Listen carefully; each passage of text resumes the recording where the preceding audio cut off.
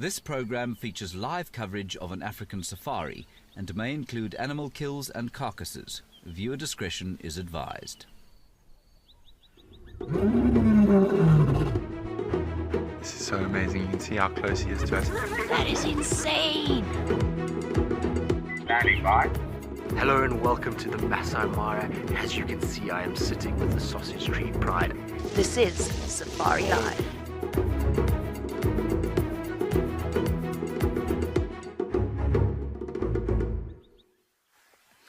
Good morning, everybody. Welcome to your sunrise safari today. Today we're starting here at and beyond Ngala. Be with myself, Sean. We got Marcel behind the camera. Quite a warm morning, actually. We're at 21 degrees Celsius, about 69 degrees Fahrenheit. And please remember, interact with us throughout the day. Questions, comments on Twitter with the @WildEarth. And on the YouTube channel, hashtag FC. Or the other way around. The other way around. It's @FC on YouTube and hashtag WildEarth on the Twitter page. But yeah, looking forward to your questions. This morning, you can see here we have found a lion. Now, if you'll remember from last night, we had the Birmingham Pride here in the river. So where they were was a little bit further behind us, not far, maybe 100 meters or so behind us. And as we were heading out this morning, we thought, let's have a look, see if anyone's still there. And we found this one. So this is the young male. And the one that's been hanging around with his sister quite a lot recently. And so far, we have only seen him. So it looks like maybe the rest of the pride moved off. I was wondering, he did stand up and walk. And he didn't have any injuries. I thought maybe he had a fight last night. Marcel said he heard a little bit of a commotion. Now the Tete Cap's not very far. It's maybe 400 or 500 meters behind this lion. So we can hear it from the camp. And Marcel said yes, he did hear some fighting last night. But luckily this guy doesn't seem injured. He is my favorite lion, so I'm glad he is not injured. So maybe the rest of the pride just got up, they moved off. The males did growl at him, maybe charged him, had a bit of a tussle. Nothing too serious though. So he decided to stay here and hang back. So the rest of the pride, not sure where exactly they went. We're hoping now you might get up, you might walk, you might do something. So we're going to spend some time here. It's heating up a bit, so we'll wait to see if he does get up, see if he joins up with the pride. In the meantime, we're going to send you across to Juma for a good morning over there.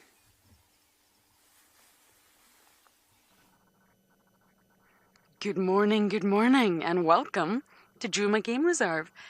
We have a very eerie, misty morning in front of us. You're looking at Quarantine, one of my favourite places on the reserve, and the mist is surrounding us.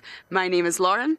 I have Owen on camera today, and the two of us are actually just sitting, appreciating Quarantine, listening, smelling, looking to see if we can see signs of anyone. This area right in front of you is a very productive area. We can get a lot of sign or pick up on a lot of signs of movements of animals during the night here, and that's exactly what we're doing. Now, of course, I'm sure Sean told you, but this is your live safari, your sunrise safari, so please do talk to us. Send in all your good vibes, as well as questions and comments, and hope that we find some animals today. Sean, of course, has already succeeded with his animal find. Now, just this branch over here, Owen, was where we found Klalamba yesterday. And just right here. She was just sitting perfectly on this log when we first found her. And buried deep in Quarantine. Yep, there you go. This log here. Join the WildEarth YouTube superfan community and unlock a world of additional perks. Get exclusive early access or discounts to WildEarth travel deals. Wear the best bush attire with merchandising discounts. Enjoy an interactive live monthly private safari. Don't miss out on the ultimate fan experience. Join the YouTube superfan community today. Are you ready for the adventure of a lifetime? Discover the magic of Africa with WildEarth Travel. From a big cat safari to a jungle trek with gorillas, picture yourself floating down the Zambezi River or witnessing the breathtaking wildebeest migration. At Wild Earth Travel, we turn your bucket list into reality. Don't just dream it, live it. Plan your incredible life-changing journey with Wild Earth Travel today.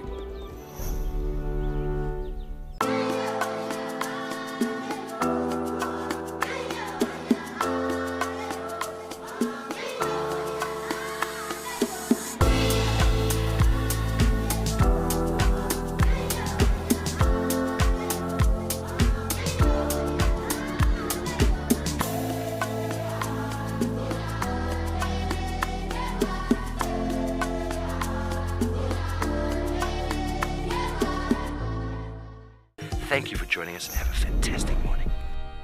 Did you miss all that?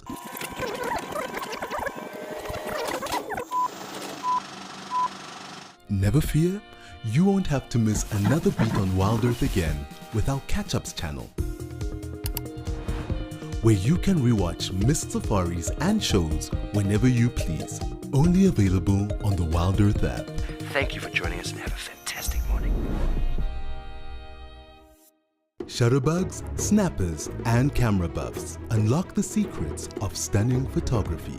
Join our live workshop on photography, editing, and color grading with James Hendry as he reveals his tried and tested methods to transform your photos.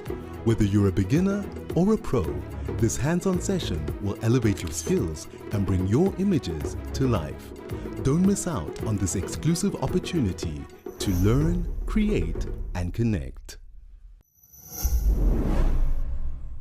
But I missed it. My comms completely broke up there. One more time, Louise, and I will answer your question. Alicia? Alicia, I have no idea. Possibly Louise can help me. I have done a whole winter here. Maybe 12 degrees Celsius. I really don't know what that is in Fahrenheit, I'm afraid. Oh, Louise is saying 9 in the morning, and that's really cold for here. Trust me, I know cold weather, but 9 degrees Celsius for this area is very, very cold in the morning. I remember John Dre, one of our old cameramen, telling me a story about when it dropped to 0 here. But this was a while ago, a long, long time ago. In the winter, it dropped to 0. So it can get really, really cold, and we are up. It's very hard to get out of your bed on those mornings, and we're up. We have hats on, scarves on, gloves on, thermals, hot water bottles, blankets. Yes. But of course, winter is perfect to view animals. It's not thick. You can see for miles. You'll be able to see right through here and right across here. So of course, in the winter, normally we have great sightings with all our characters, and we just sit there in the cold. Try and keep warm, as our characters most likely sleep, and they also try to keep warm. But yes, it can get very, very cold in winter, and it's turning now. I think we're in the transition period, which would essentially be autumn, but we don't really have autumn here. Winter is coming. Okay, I'm going to bumble on and hope that I find something entertaining on this road, and as I do that, Mr. Hendry would like to say good morning. Good morning and hello. We are in the misty north this morning. We have seen one side-striped jackal that absconded into the thick grass and mist, and that's about all so far. It's marvellous to be out again, hoping to find some kitties today, but yeah, you know, in current form, I'll take a few termites. Please keep talking to us using the hashtag SafariLIVE, otherwise the YouTube chat stream or Twitch chat streams will work just as well. I will also tell you that David is on camera today. There he is. Isn't it a magnificent camera operating thumb? Just driving very back. It was a side-striped jackal. Pitches up here to say good morning to you, or if we have seen the last striped jackal. I've come on to the northern boundary in the hopes on earth that lion pride went from yesterday, but will lift in about 40. And then the low felt will Impala, I wonder.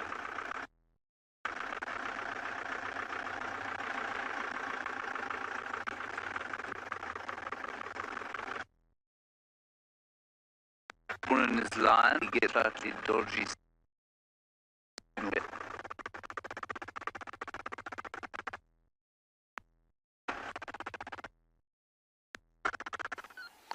We are still here with this young male. Now, as you can see, he hasn't done much. He opened his eyes briefly. He heard a noise and then decided it wasn't worth his effort, so closed them again. Well, I believe they're saying it's pretty misty across at Djuma. So we got a little bit of mist. There's a slight little mist bank coming in, but it's not too bad. The sun's coming up now. It's going to burn through that very, very quickly. Although I do actually quite enjoy a misty morning. Like if James can find the cats he's looking for, you see them walking out of the mist. Beautiful pictures. But here we're playing the waiting game, the patience game. We're sitting, we're going to see if this male does anything. I'm hoping just off back to the right hand side of the line. I don't know if you can see through the trees, the sun starting to come out. Very, very slowly. You can see those clouds brightening up a bit there. So the sun's coming out. I think it's going to be hot when it does come out. And as soon as it does come out, this lion here is going to get very hot. And hopefully get up and head towards one of these banks. So we are going to watch, yes, that pretty, pretty sky. It's always pretty. I always tell my guests that with the clouds, it makes it so much prettier. Because the clouds capture the light. They capture that sunrise. There's no clouds, you know, you just got a whole lot of blue. Now you got a bit of pink, a bit of orange, a bit of yellow. And then you still got the lion.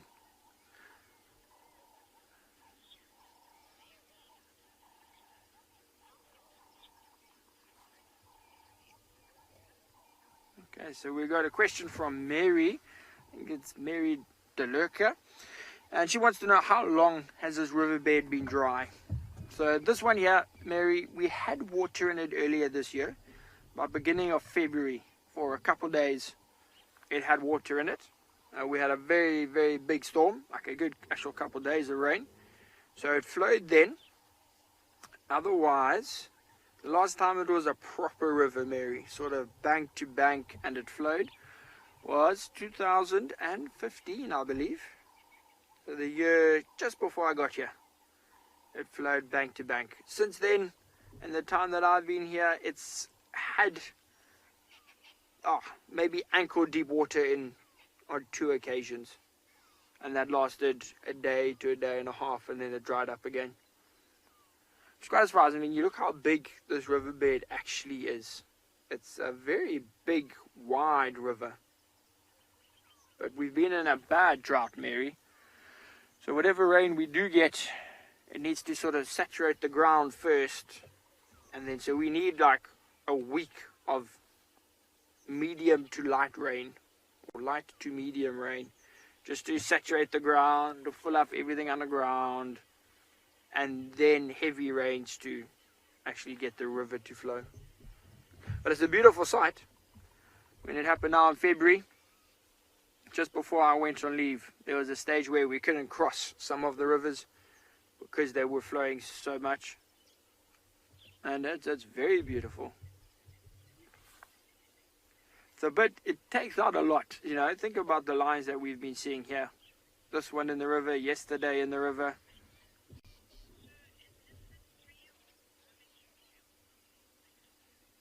So we got a question from Brendan about the lion. Brendan wants to know if this is that 3-year-old Birmingham male. Brendan, it is the Birmingham male. It is the Sabalot. So remember yesterday, Rowan followed the sister back towards a den where we believe her cubs to be. So we are going to possibly head there this morning to see if we can also find her. But yes, So this is him. This is the one that you saw. I don't know how long you've been watching for, but this is the one that has been calling when he was looking to find his sister. This is my favorite one, Brendan. He is the best lion that we have. You know, for his age, his size, his looks. I mean, if you look at the mane there, if Marcel zooms in on his face, you can see he's got a very impressive mane. He's a beautiful, beautiful guy. So he's just over 3 years, Brendan. He's 3 years, well, 3.5. 3 years, 7 months. How old he is. His birthday's actually just gone past, so he's 3 years and 8 months now. Him and his sister. But it's been pretty incredible watching him. In terms of watching how he has progressed, how he has aged, how his what would it be, his relationship with the pride has changed over the last sort of 3 and a bit years. The lion dynamics can get quite complicated. You know, who's friends with who fights with who. They only fight sometimes. Like last night, you know, he was here with both those Ross males, and it was fine. They were all just sleeping. I think it's partly to do because they were full. I mean, even now, you can see his stomach at the back there, that paler part. You can see him breathing. Not too quickly because the weather's still nice and cool, but he's still full from that buffalo that they've been eating. He's eaten quite a lot. I think that's why he's just a bit lazy. That's why the males last night also just a bit lazy. Oh, listen.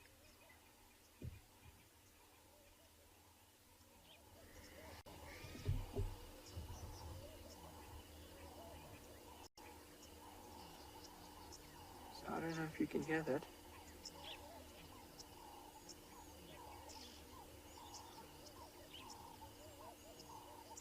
But it sounds like possibly the 2 males and maybe the rest of the pride. I think I'm hearing 2 or 3 lions calling. You see how quickly he reacted to that. Now where he's staring is almost right through me towards where these lions are calling further back behind us. It sounds like they are quite far from him. Oh, listen. Oh.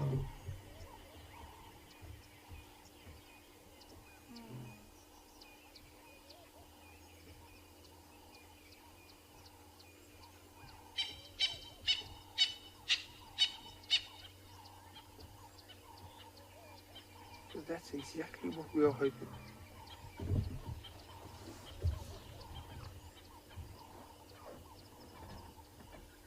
So we're just going to sit here quietly and listen. I want to see if he calls again.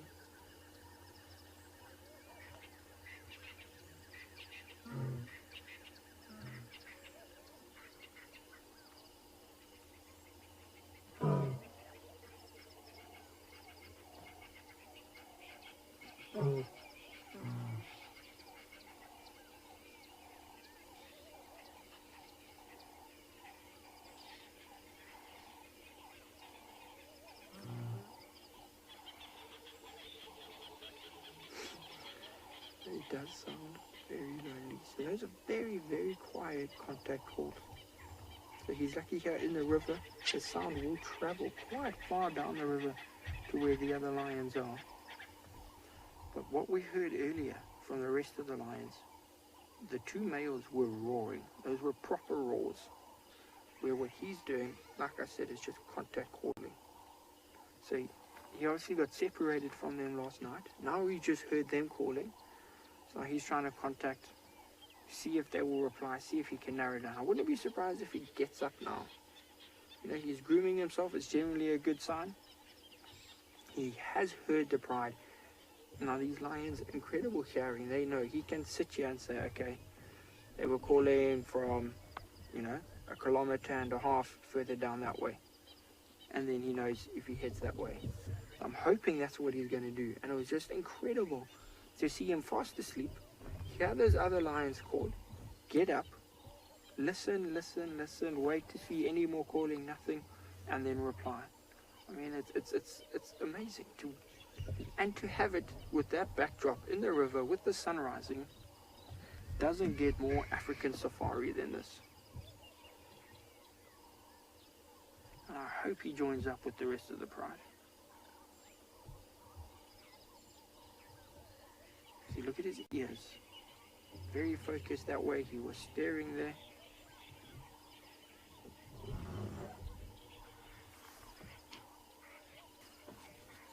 We've got America. Welcome, Caitlin.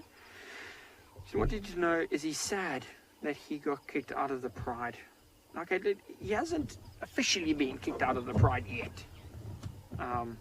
You know, he can still join up with them every now and then, which is exactly what we're hoping he's going to do now, Caitlin. But when he does get kicked out, I would think he would be a little bit sad. You know, he's been with the rest of these lions his whole life. You know, 3 years, 8 months he's been with them. And now he's going to get in a fight, probably get a bit injured, and have to leave. So, Caitlin, I would be a bit sad. Lions are very social animals. You know, that's why they live in these prides. They live in groups. They're social animals. So, Caitlin, I mean, you don't know for sure, but I would say yes, he'll be a bit sad. I mean, you heard him calling now. It sounds sad. Sounds lonely. I mean, it was just a soft contact call, but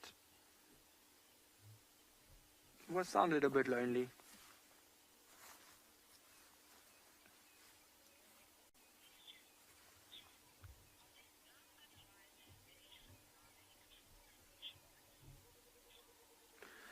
Interesting question from Tom. Tom wants to know, are there no other lions, other males his age on Ngala that he could join up with, form a coalition to leave? Now, Tom, no. No, there aren't. So, remember you saw those lions yesterday, the Birmingham Breakaway Pride. So, the lions there, not quite his age. Those ones are ones that he has would have had the best chance of forming up with, because they are related to him distantly in a way. So he could potentially form up a coalition with them. But all the other prides around here, you know, they get chased off Ngala. They are constantly chased away by the 2 Ross males or by the rest of his pride. So maybe, I think at the end of this year, Thomas, by the end of the year, he's going to be kicked out. Then he's going to leave. And then hopefully he'll find someone to join up with.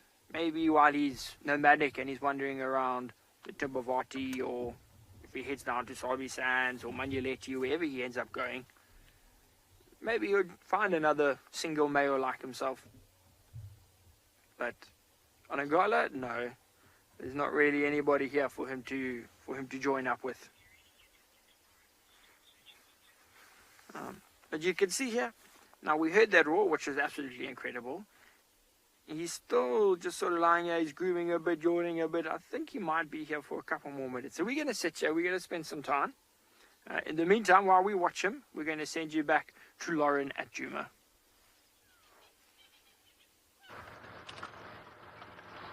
I had found some tracks. So we're just driving. Yeah, they're still here. We're just driving along the road that we see the tracks. They don't look immediately fresh. They're not piping hot, shall we say. But I think it's just worth following them for now and seeing potentially where this leopard went. A lot can happen in the night. It was windy last night, which affects tracks because, of course, it blows the sand. It blows any sediment on the ground. And because the air is so misty, that's a lot of moisture in the air. That also actually affects the tracks. But still, let's see if we can pick up on any clues. And, of course, there's always hyena. If you see a leopard track, you will always see a hyena track. They come hand in hand.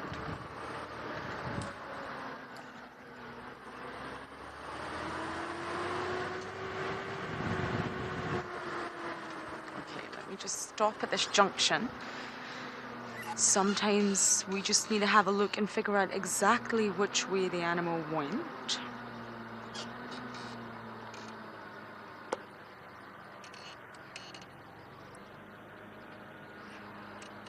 Still so misty. Look at that. Look at the mist coming out of the drainage line ahead of us. It's lifting. It's slowly, slowly lifting as the sun is popping up. We should probably prepare to move fairly quickly. Wild Earth presents Safari Spotlight.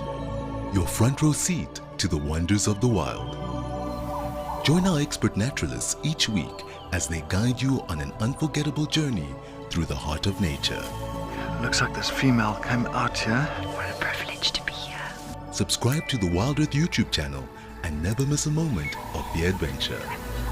Wild Earth, connecting with nature. Get ready for an adventure of a lifetime. Wild Earth Travel is proud to launch a brand new grand tour. Backed by popular demand, join us for an unforgettable experience where you'll meet Wild Earth presenters from past and present, participate in an exclusive rhino conservation project, and even take a masterclass in wildlife filming. And of course, you'll get up close and personal with your favorite animal characters. Book your spot now and dive into the wild with Wild Earth Travel.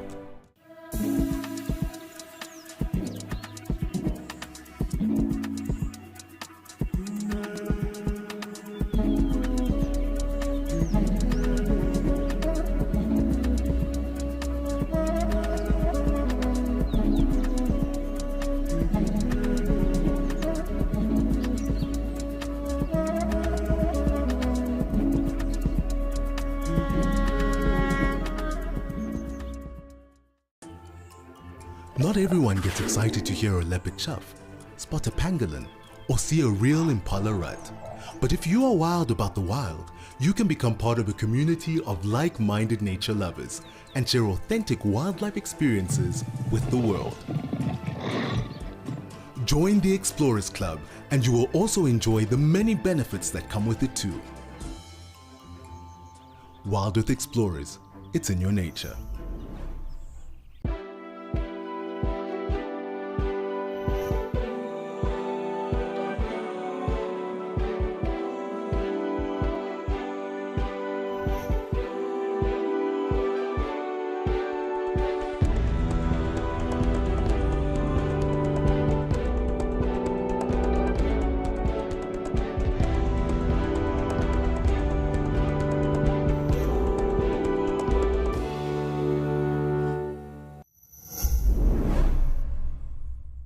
Seems to me that the sun is going to burn this mist off pretty quickly, and then I think northern parts of the reserve I haven't found any sign of those lions. I'm a bit in 3 or 4 minds as to what to do now, but I suppose just bumbling about will eventually yield some sort of result with any luck. It'll have Cape turtle doves and their gorgeous morning call that apparently to some admonishes us to work harder, work harder. There's an oxpecker flying overhead going in search of a buffalo or a kudu or an impala to eat. Well, not to eat the ticks off that thing.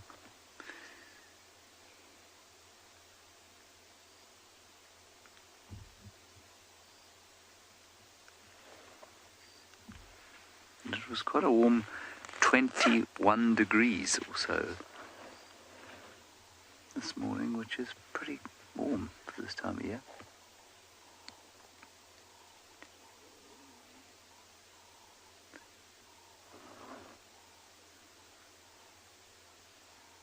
You may have heard that growling noise. It wasn't in fact an animal, but my stomach.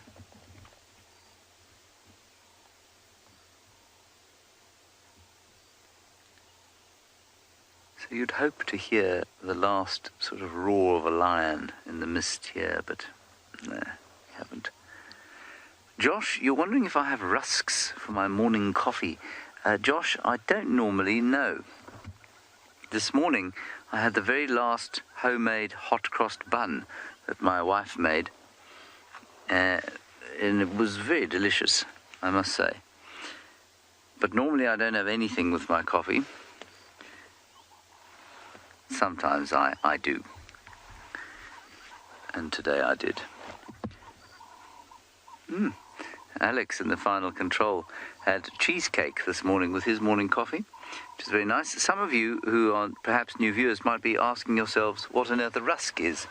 A rusk is, I I suppose, the South African equivalent of a biscotti, except it's much thicker, much harder, and was, I think, if I'm not mistaken, comes originally from the Great Trek, when the only thing that was edible was stale bread mixed with a bit of sugar and raisins. And that's what it tastes like. Incredibly stale bread with a bit of sugar and raisins in it. Rusks are not my favorite, but a lot of people enjoy them. And one of the great highlights of my guiding career was watching the efforts of my guests when they'd come down to tea in the morning, and because rusks are a hugely South African thing, and they would they'd arrive and they'd get a steaming hot cup of delicious coffee, freshly plunged, and then they would be presented with two plates, one of which had what in Britain they call flapjacks, but what we call here crunchies, which are sort of oaty, seedy things. Quite nice, quite like them. And then they had this plate of rusks. And to watch somebody not from South Africa pick these things up and tap them on the table, shake them up a bit, then the brave ones would try and bite into them and often lose their teeth, until you instructed them that the only way to make this thing edible was to dip it into your coffee, and then it would soften and you could eat it like that.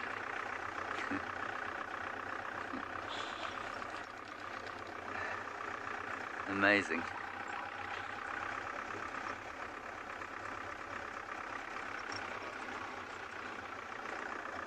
I so fondly remember these experiences from and beyond Ngala, so let's go and find out if Sean ever has similar experiences.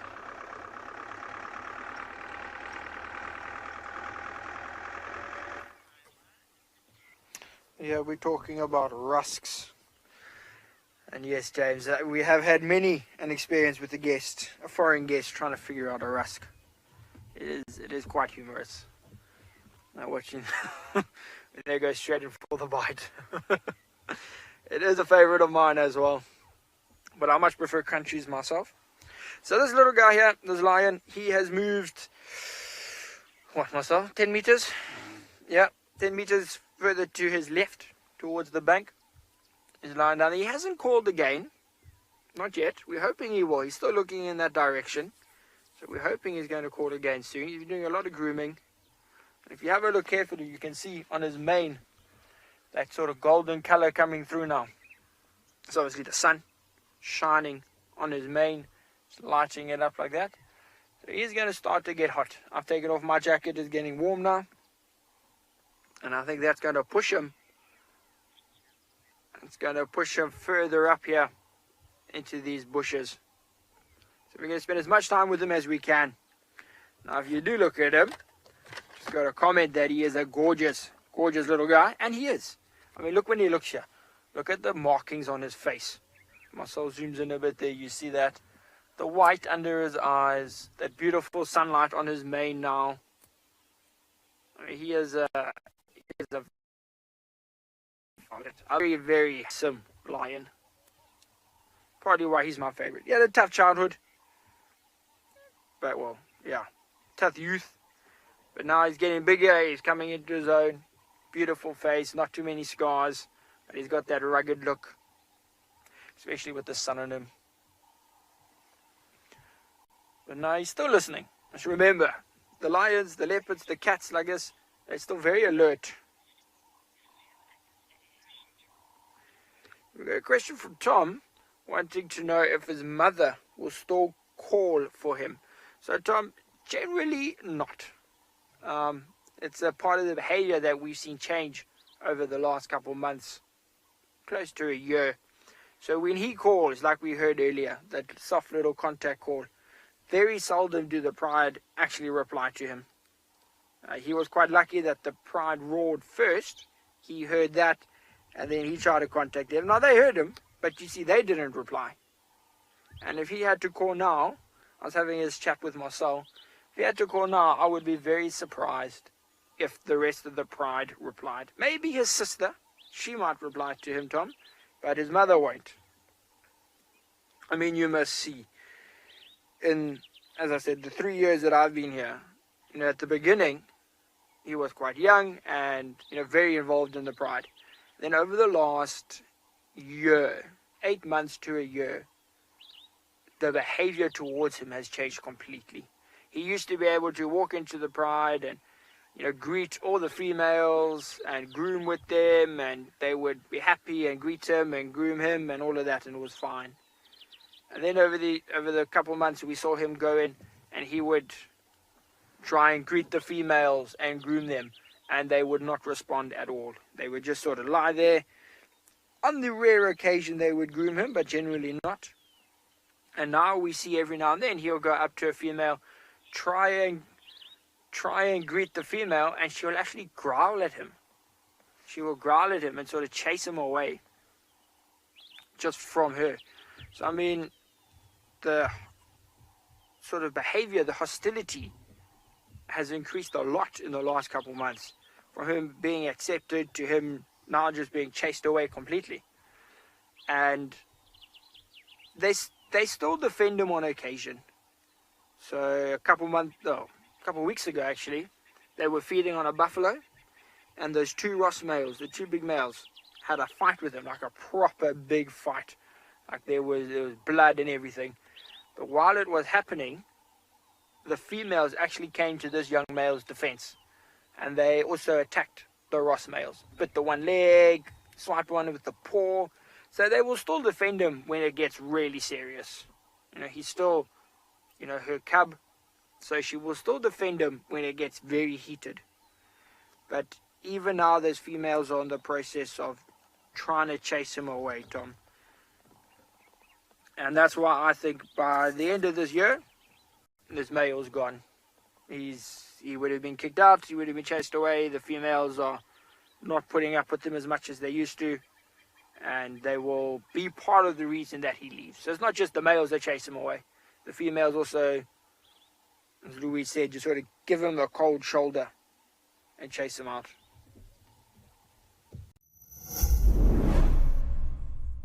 Escape to the wild heart of Africa at Chitwa Chitwa Game Lodge in the renowned Sabi Sands. Come and meet Wild Earth's favorite animal characters with an exclusive offer.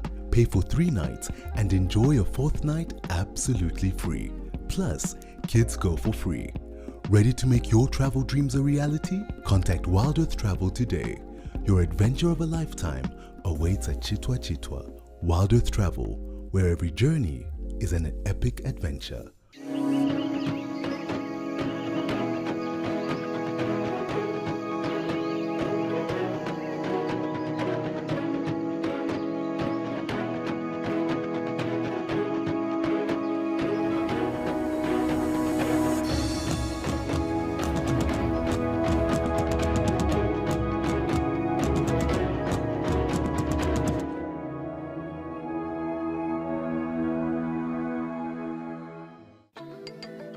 Do you sometimes imagine what Wild Earth would be like without adverts?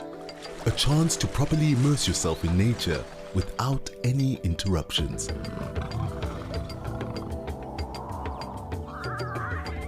Sign up to be an explorer for a small monthly fee and you can truly escape into the wilderness. Ad-free viewing is now available on our app as well as on our website. Wild Earth, it's in your nature.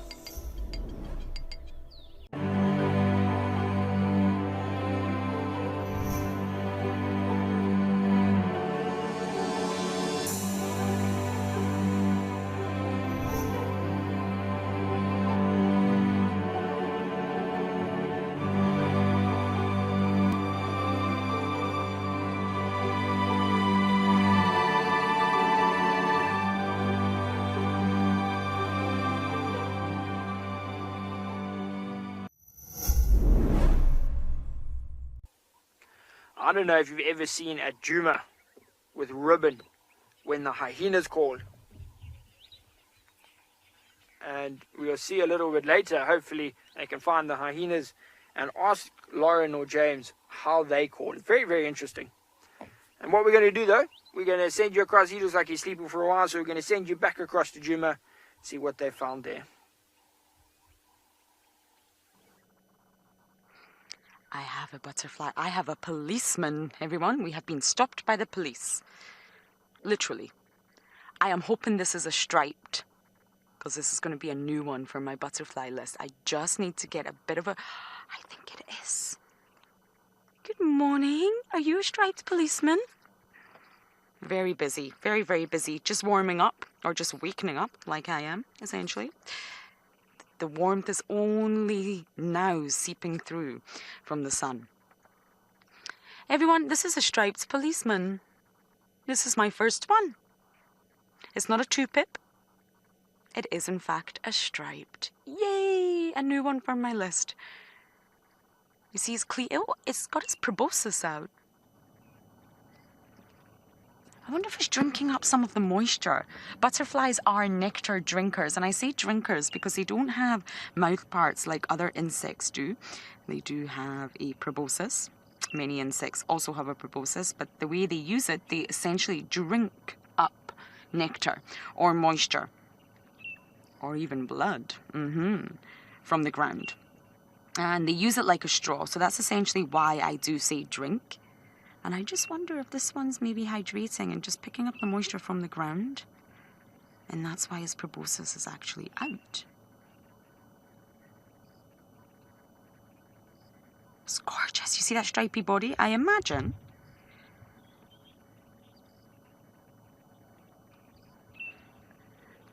Vasque and Tranquility, you're saying that's a chubby looking butterfly. Indeed. A very chubby body on that one. And it's 100% a butterfly, definitely not a moth. And it's very fat, you're right. It looks in its prime. You can normally gauge when a butterfly is at the end of its life cycle. It looks really tattered. It will be missing scales. It will just generally look old and worn out. And that's essentially when you know a butterfly is at the end of its life cycle. The layers and layers of chitin, which is a really common material in the animal kingdom, it's the protein that make up the wings, will essentially start to fall off, and it just really does look old. I wonder what this individual's doing. It's gorgeous.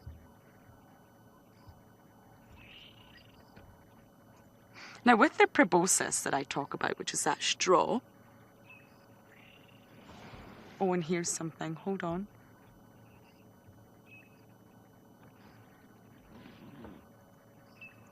There's something here. Was he eating something here?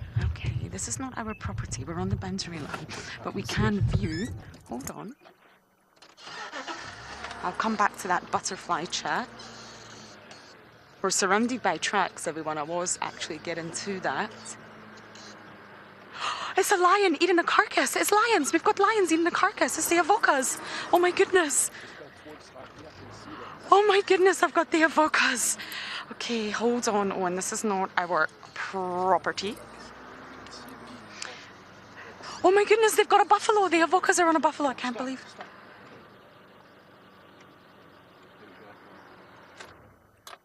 Oh my goodness. I think it's the avocas. We have lions on a buffalo. I think, everyone, we have the Incahumas. They're not on our property. Oh, and I was just going to go to this gap.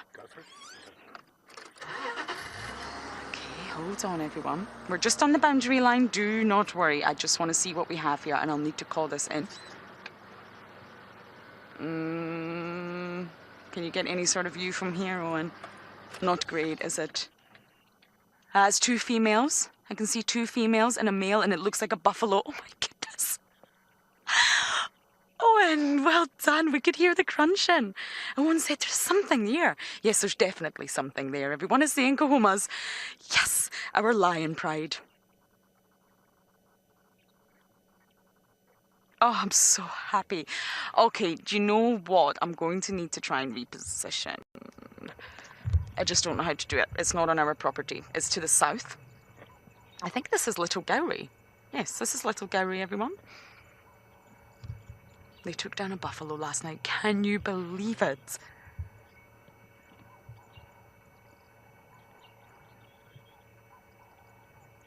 Wowza, I can only see... Did you hear that? 2 males. Can you see the 2 males?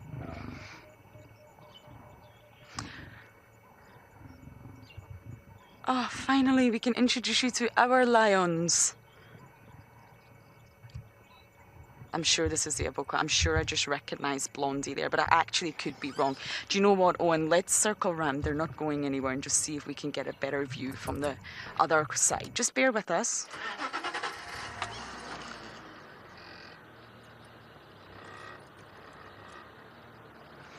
Oh my goodness, I can't believe that. We're looking at a butter...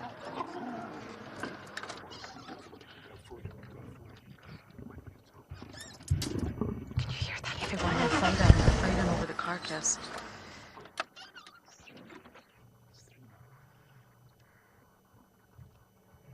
I know, why couldn't they have just killed this on the boundary line or in Juma, which is 10 meters away?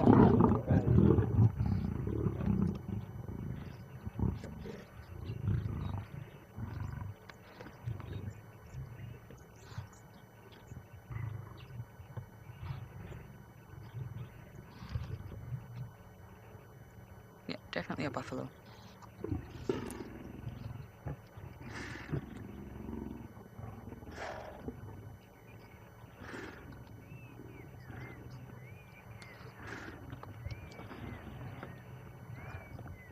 I cannot believe this.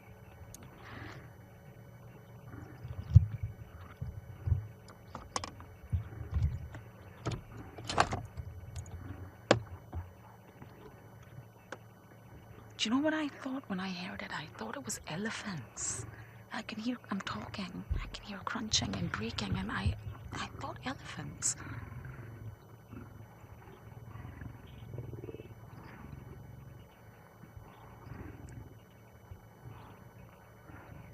Okay, everyone, I'm just going to get on this game drive radio in case anyone is around.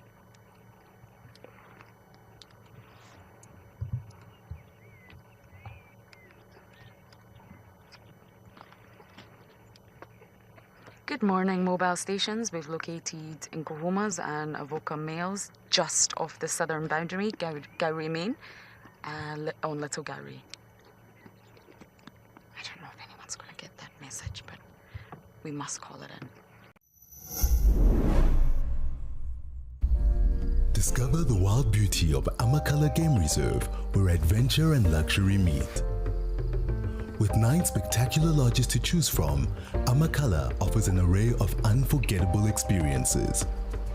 Dive into the heart of the wilderness with a guided hike and spend a night under the stars. Ready to explore and meet the Wild Earth animals and crew? Contact Wild Earth Travel to learn more and book your journey to Amakala Game Reserve.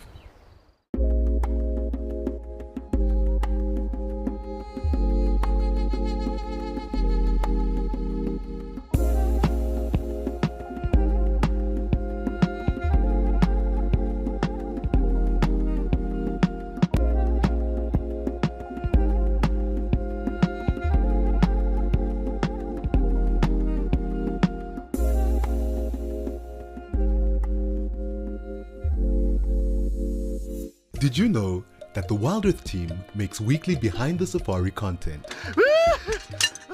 Would you like to get to know the Wild Earth family better? See how we live. This is Igor's bedroom. Learn about our production process. And see the antics that happen off camera. Sign up to be an explorer and you will get access to all this content and more.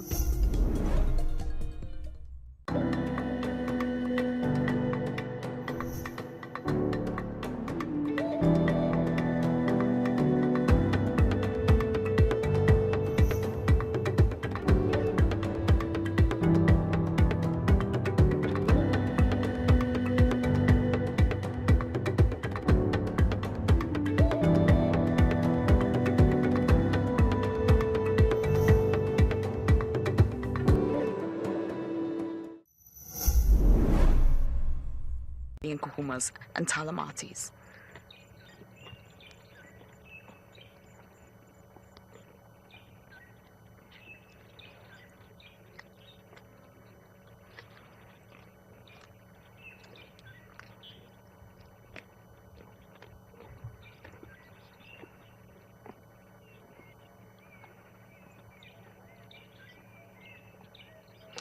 Now, the Nkahuma Pride has actually gone through a lot. A lot. And essentially, they've had a huge boom in cubs. I can't see any movements of cubs here, but I mean, we can't see much. I will try and patrol this area to reposition in just a bit. Now, there should have been 12 cubs. No, that's wrong. There was... Yes, we lost. We have gone through a lot of unfortunate, very sad losses. We had 2 boys from Regionals. We had 4 from Amber Eyes, one of our lionesses, 3 females and a male. We had 3 boys from Purple Eye, but it was thought that Purple Eye lost one. So that is essentially 8 minus 1, 7. And then we had a last boom of the youngest lioness who gave birth to 4 cubs. Their sexes were unknown, and it is believed that she's lost a lot of them, and potentially she only has 1 remaining. So that means we have 8 cubs in the Nkahuma Pride. And I actually saw them not too long ago, and we counted all 8. Angelina, you are right. Do you know what? I'm going to say something. I was about to jump out of the car to check the tracks. So we showed you the butterfly, and then I was about to show you tracks, which actually walk into Juma, and I was about to get out of the car. I did hear something, but it sounded to me like branches breaking. It was, of course, not. And it's actually these lions crunching on the buffalo. Oh, I wish we had better views. I think this is our Nkahuma Pride, I really do, but...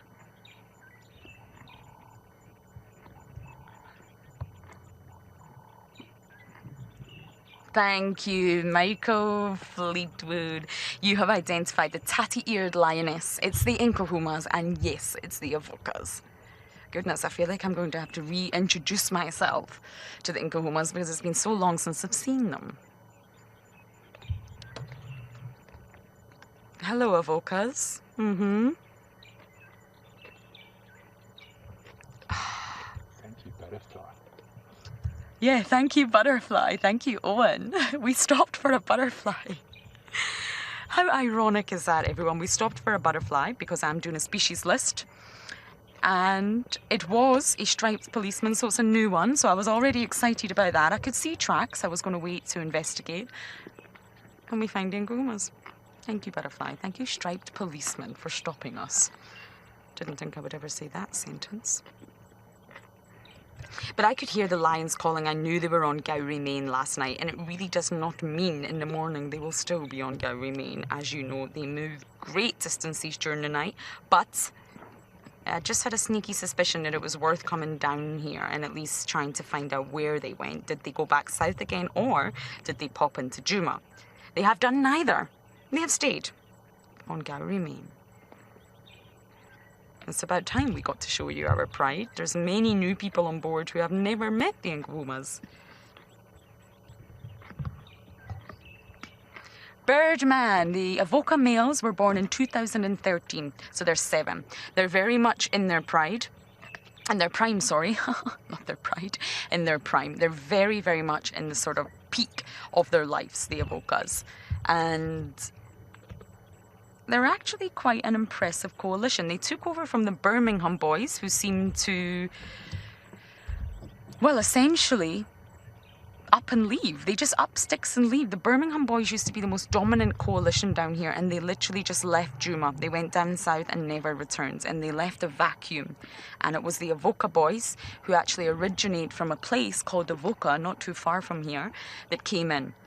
And why we judged the Avocas to start with was because they didn't have a takeover. There was no aggression. Essentially, they just walked right on in and did not have to pay rent, did not have to speak to a landlord. This land was free for the taking. They came in and picked it right up.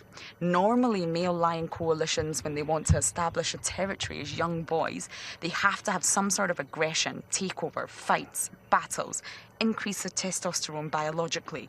But these Avoca boys had it very easy. They just walked in. They got the Nkahumas, they got the Talamatis, they got Juma, boom. But they have turned into very impressive male lions. Oh, and what do you think? Can we reposition or just stay here for now? There's one tree giving us uphill. There's one tree. I think there's quite a few trees. If we go that much. Oh, I cannot believe this, everyone, and I'm so happy we were live and you got to witness that whole scenario play out. I'm going to try and reposition, but this is going to be tricky. So for now, we are going to send you back across to and beyond Ngala with Sean. It's so amazing that you got to see, or can see, the Avoca males. Well, some of them and the pride on a buffalo. It's very, very cool. We've had some incredible sightings these last couple days. And what a morning it's turned out to be. One male here. The male sounds like a female and a cub as well at Juma. Really, really awesome activities and behavior to see. So this male looks like he has now gone fast asleep again. We were hoping with that sun coming up, but it's now gone behind a very large cloud. And it looks like this male is just going to rest here for the day. He hasn't roared again. There's no other noises. No, the other lions haven't called again either. So my hopes and dreams that he was going to get up and lead us to them look like it's not actually going to work. You can see there he's breathing very slowly, very controlled. He's not struggling with the heat. So as I said, I think he might be here for a while. We're going to spend maybe a minute or two more, see if anything happens. If not, we're going to see if we can find the rest of the pride. I'm going to head to where we heard the calls coming from. Now, quite hard to say exactly where.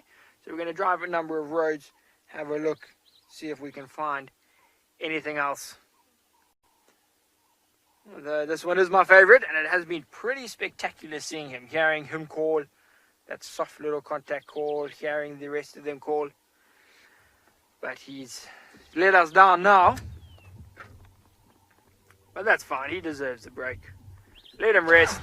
I wouldn't be surprised if later on this morning, on our way back past here, as I said, the camp's very close. We're actually going to drive past it now. Then he'll still be here in the river. He's got a good spot. It's nice and cool here. He does have the shade up on the bank in case the sun does come out, in case it does get too hot. And there's a bit of water in the area. It just depends, because he's quite exposed where he is. You know, in terms of elephants walking down here, impalas, buffaloes, all sorts of animals walk down through the river. And if they do see him, you know, they might chase him, or they might just alarm around him, which could attract other attention that he just doesn't want. So it just depends on how his morning goes. Does it get too hot? Do other animals come?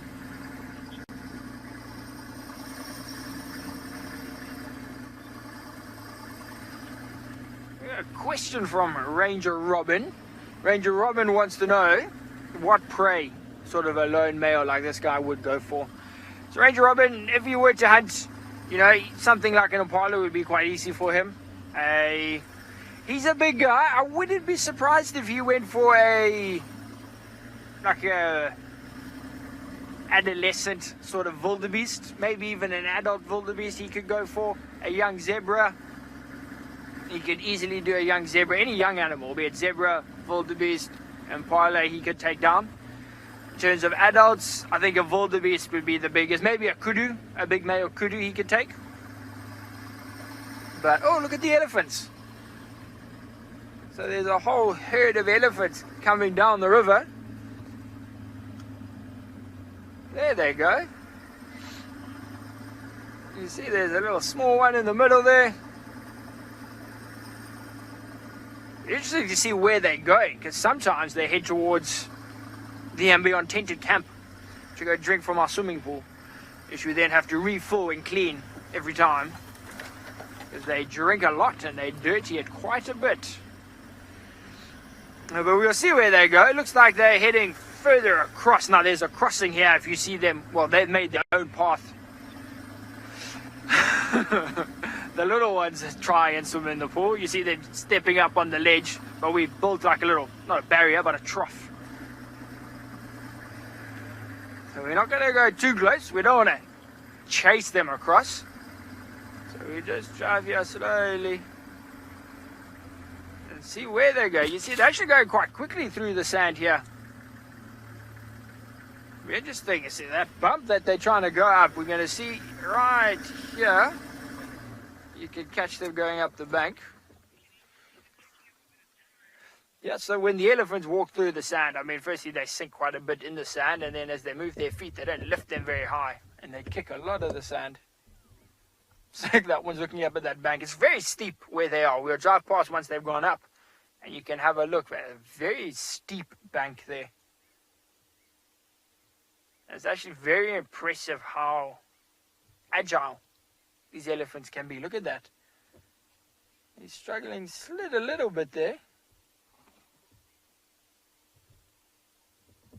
Yeah, but it's very impressive the banks that these animals can climb up.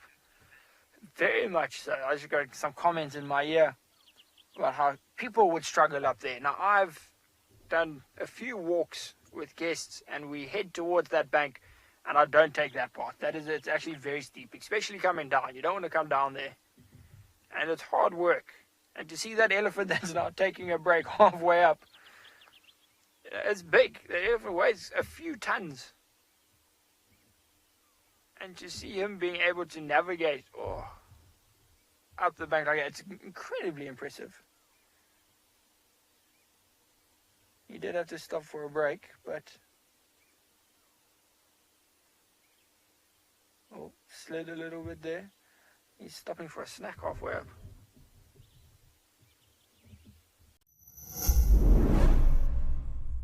We are thrilled to announce our new exclusive feature for YouTube members and explorers.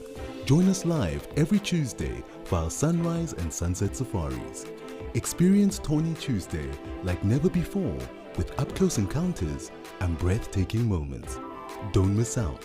Become a YouTube member or explorer today and immerse yourself in the heart of the bush. See you Tuesday.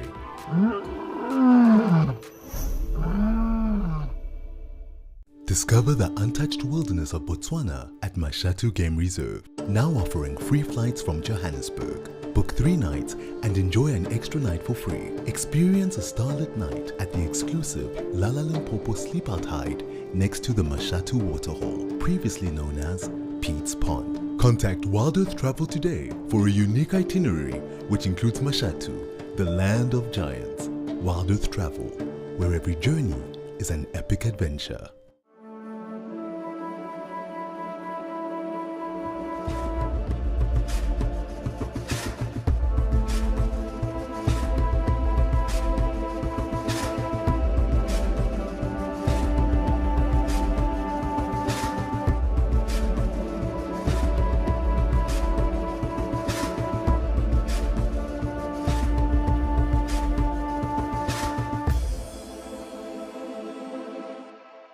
Stay up to date with the latest happenings at Wild Earth.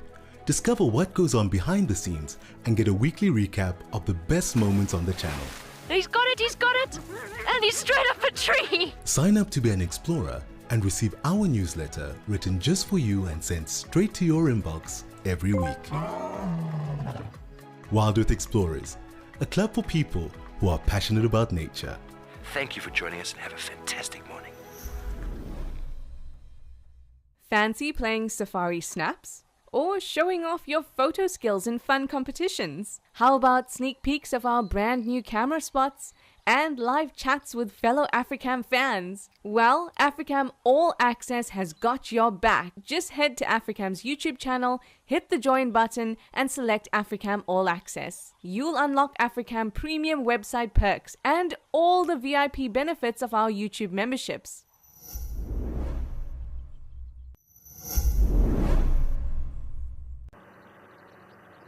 I think the scap's the best one. Yep.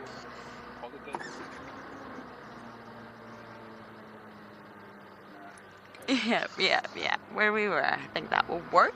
There's a gap here. Now, it's not going to be the best visuals, but we have found them just off Gowrie Main at Shibamo. Shibamo is our junction, and it's exactly where Davi predicted last night.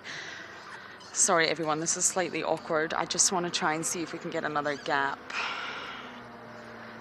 Lions, why did you have to do this on a different property? Why?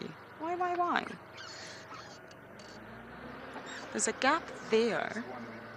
Okay, we think this is the best view we're going to get, but it's not the entire pride. It's both Evocas, but it's not the entire pride, so I wonder if we're going to see others approach, others join. Where are the cubs? I do not know.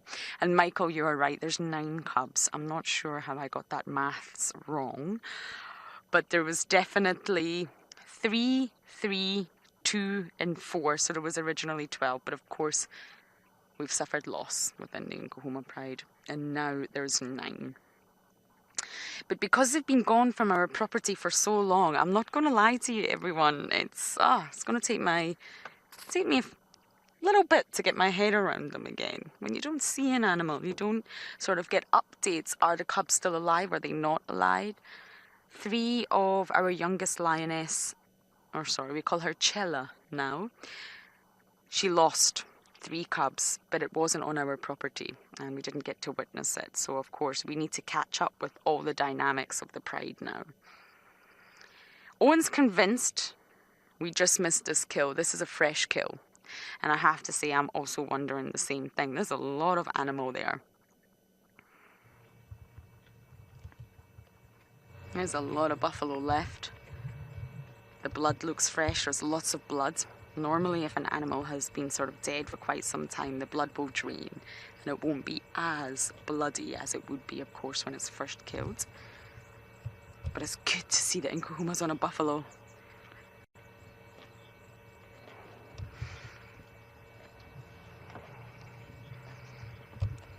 Ethan, you're 12 years old and you are asking about the age lions sort of, well, when they start to join the hunt, essentially.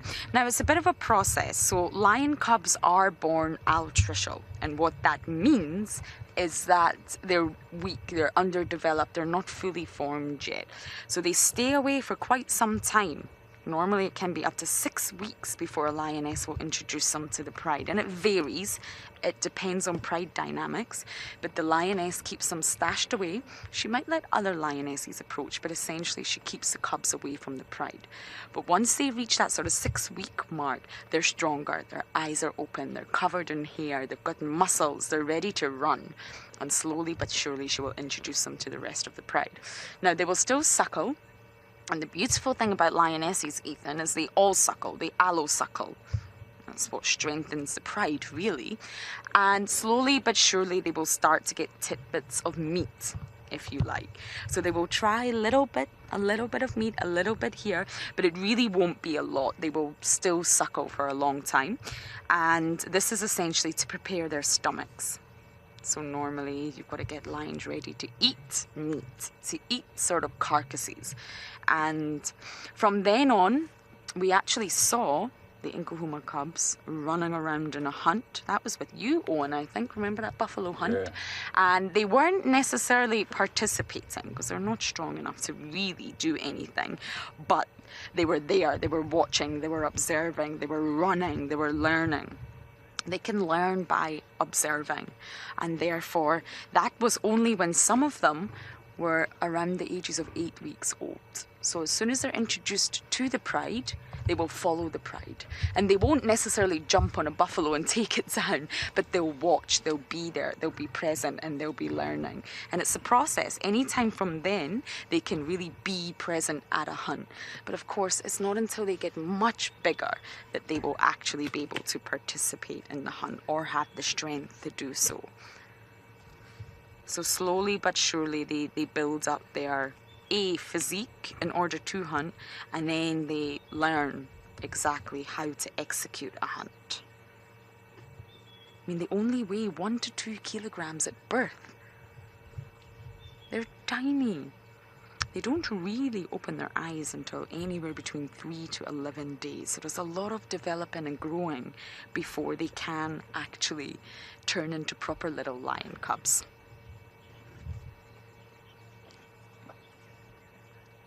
But essentially, they are weaned at 7 to 10 months. So basically, they will still suckle for a really long time and supplement the diet with meat. And then that will change into entirely meat with less milk. And around 10 months old, they stop suckling. And Ken, you're asking, do they eat the horns? Absolutely not. They do not eat the horns. They won't eat the hooves either. And most likely, of a herbivorous sort of kill, they won't eat the stomach or the rumen contents. So herbivores, most herbivores are ruminants, and they have a special pouch in their stomach to digest that rumen, and it will be mainly plant matter. And normally the carnivores do not touch that either. So they won't eat the horns or the hooves. That will be left. That's not the delicious parts. How it works is they normally open the carcass via the soft under part of the stomach, just below the ribs, if you like. That's the softest, easy part to open.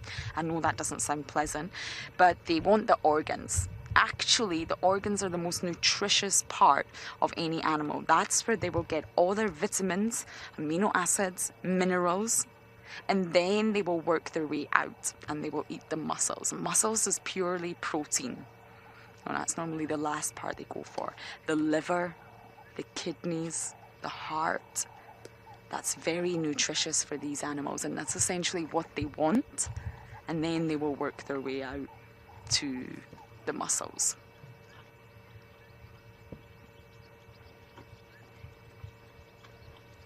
Wow, I cannot believe this morning and how it started. So I really do hope the lions are going to kindly move the buffalo so we get better visuals, but at least we know where they are. So while I sit and enjoy my Nkahoma pride, we're going to send you across to James for an update.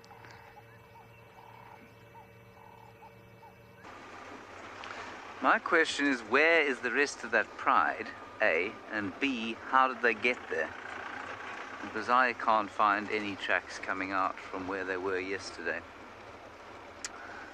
Such are the mysteries of driving around in the wilderness. Maybe some of them are still up here.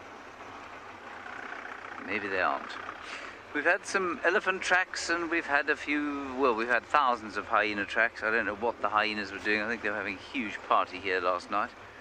But otherwise, things have been relatively quiet. We can look at some white-crested helmet shrikes, David, in the top of that knobthorn tree over there. And we could listen to the call of the white-browed scrub robin. Have you got them? See the knobthorn? See the dead bit in front of the knobthorn? That's where they are. You can hear them calling.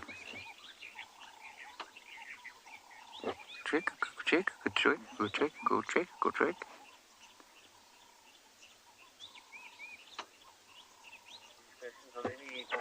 There they go. Very nice sound. We shall continue. David, I see you stood for that particular segment.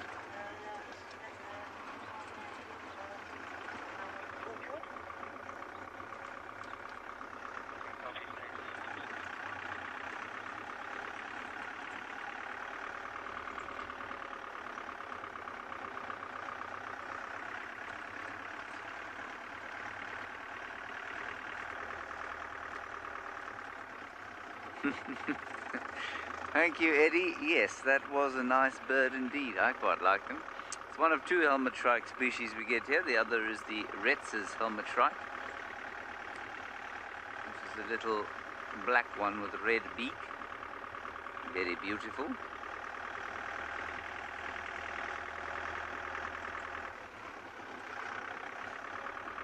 We'll just see if there isn't another bird or two on top of the ridge crest here, singing with the morning.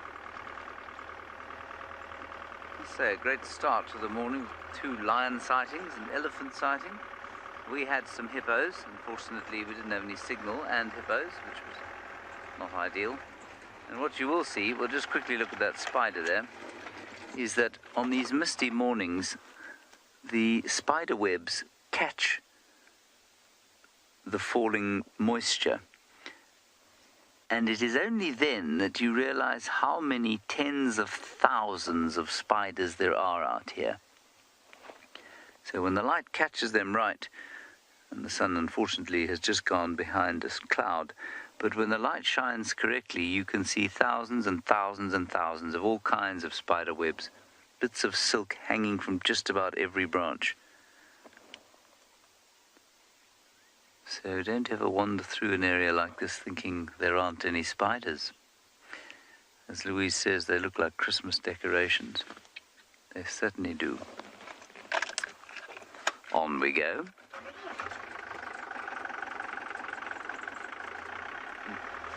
Louise saying she's the director today in the final control, that she's very happy that I've managed to find at least one predator. Thank you very much. Thank you, Louise. Lauren said to David, as we pulled out of camp today, she said, enjoy your cat-free drive. I was determined to prove her wrong, but I have not. So David is enjoying a cat-free drive yet again.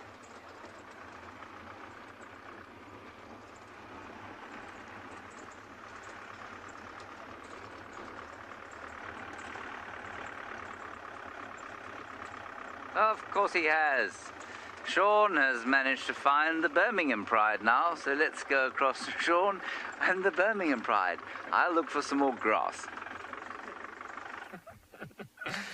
Shame, I believe James is getting a hard time.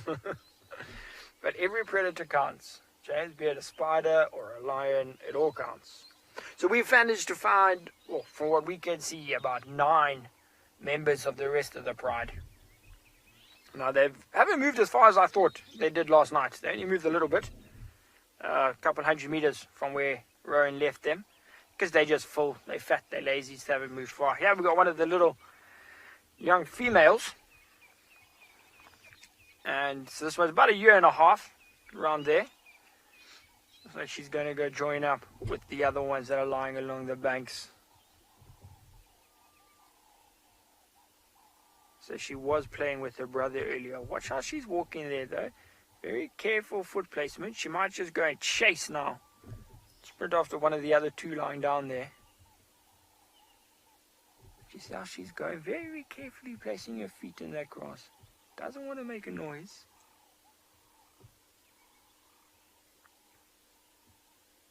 And this is all very important behavior. This practice stalking. It's playing, but it's learning. She's going to use this when she gets older. So look at this, how stretched out her body is as well. And is she just avoiding getting wet, or she's actually going to try and chase somebody? Embark on a wild adventure unlike any other. Join our membership program for an ad-free journey through the heart of Southern Africa.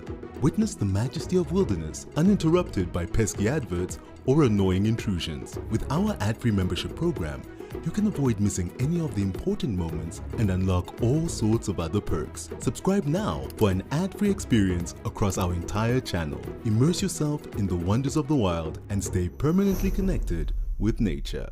Are you ready for the adventure of a lifetime? Discover the magic of Africa with Wild Earth Travel. From a big cat safari to a jungle trek with gorillas, picture yourself floating down the Zambezi River or witnessing the breathtaking wildebeest migration. At Wild Earth Travel, we turn your bucket list into reality. Don't just dream it, live it. Plan your incredible life-changing journey with Wild Earth Travel today.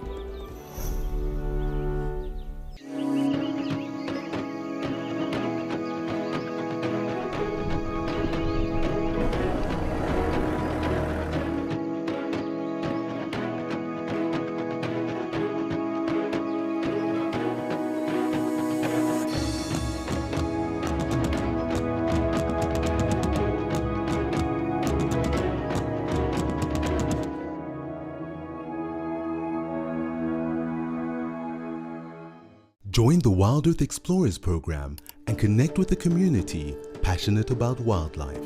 Support our mission to share authentic wildlife experiences with the world. Your monthly contribution helps provide schools and children access to kids' safaris, fostering a love for nature in the next generation.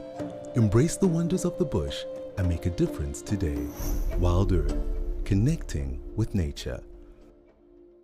Shutterbugs, snappers, and camera buffs. Unlock the secrets of stunning photography. Join our live workshop on photography, editing, and color grading with James Hendry as he reveals his tried and tested methods to transform your photos. Whether you're a beginner or a pro, this hands-on session will elevate your skills and bring your images to life. Don't miss out on this exclusive opportunity to learn, create, and connect. She's saying, don't the little black ends of the tail serve a purpose? Now, Kylie, they definitely do. So we were saying earlier about how thick it is, how much grass there is, how many bushes there are. So what that black does, that black on the tail, is as the parents, the mothers are walking, it gives the cubs something to see, something to focus on as they're walking. You know, that's eye level with the cubs. They can watch the tail so they don't lose the parents in the longer grass and the thicker bushes. So it's like a follow me sign. If you actually have a look on the ears, Kylie, even on those white ones, you can see there's a darker spot. Oh, just look up on the bank. So we're supposed to go pan here. We've got both the Ross males now standing up there on the bank. Just overlooking. So where they're looking, to the right there is where we left that young male. Ooh. One of the cubs just made like a little contact call. So it might be because that female crossed the river and now these guys are just watching to see is there food left. So sorry Kylie, yes, the ears are also dark. They all follow me signs. It's behind the ears, it's on the tail. So when they're stalking, I mean look at those males. There's very little dark color. Oh, beautiful yawn. On the face, there's no giveaways on the face. Everything is on the backside, so that the other lions behind them can see where each other are.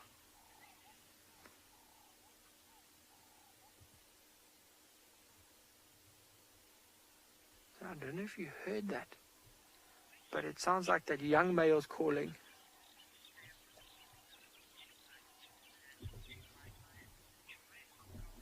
We got a question from Joy in Hong Kong. Joy wants to know if these Ross males, those two males we just saw, are the fathers of the two white ones that we were looking at. Joy, they are. They are the father of all of the cubs here. So those three that you can now see, the Ross males are their fathers. Every cub that is in the pride at the moment belongs to or is fathered by one of those two Ross males. So both those Ross males mated with the females in the pride, so we don't know exactly who the father is, but both of them are the fathers. What we're going to do, we're going to see if we can get around a little bit.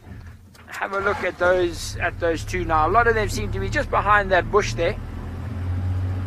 And we'll just turn a bit here.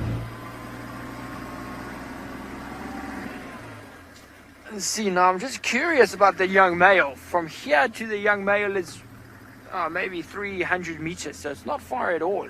If they call again, you know, he knows where they are. So what we'll do is we will stop like this. Can you see from this angle? I just want myself to quickly actually look at this young white one. Look at its eye. It looks like he got in a bit of a paw to the face maybe. Black eye, swollen. Now when I look at it with the binoculars, it looks very bad on the camera. But with the binoculars, it doesn't look too bad. His eye's still open, his eye's still there. It looks like it's not blind. Just a bit of almost pus that seems to be leaking down his face. That's that little stripe that you can see there. That's just pus leaking. Like he got hit there and then that's just the liquid.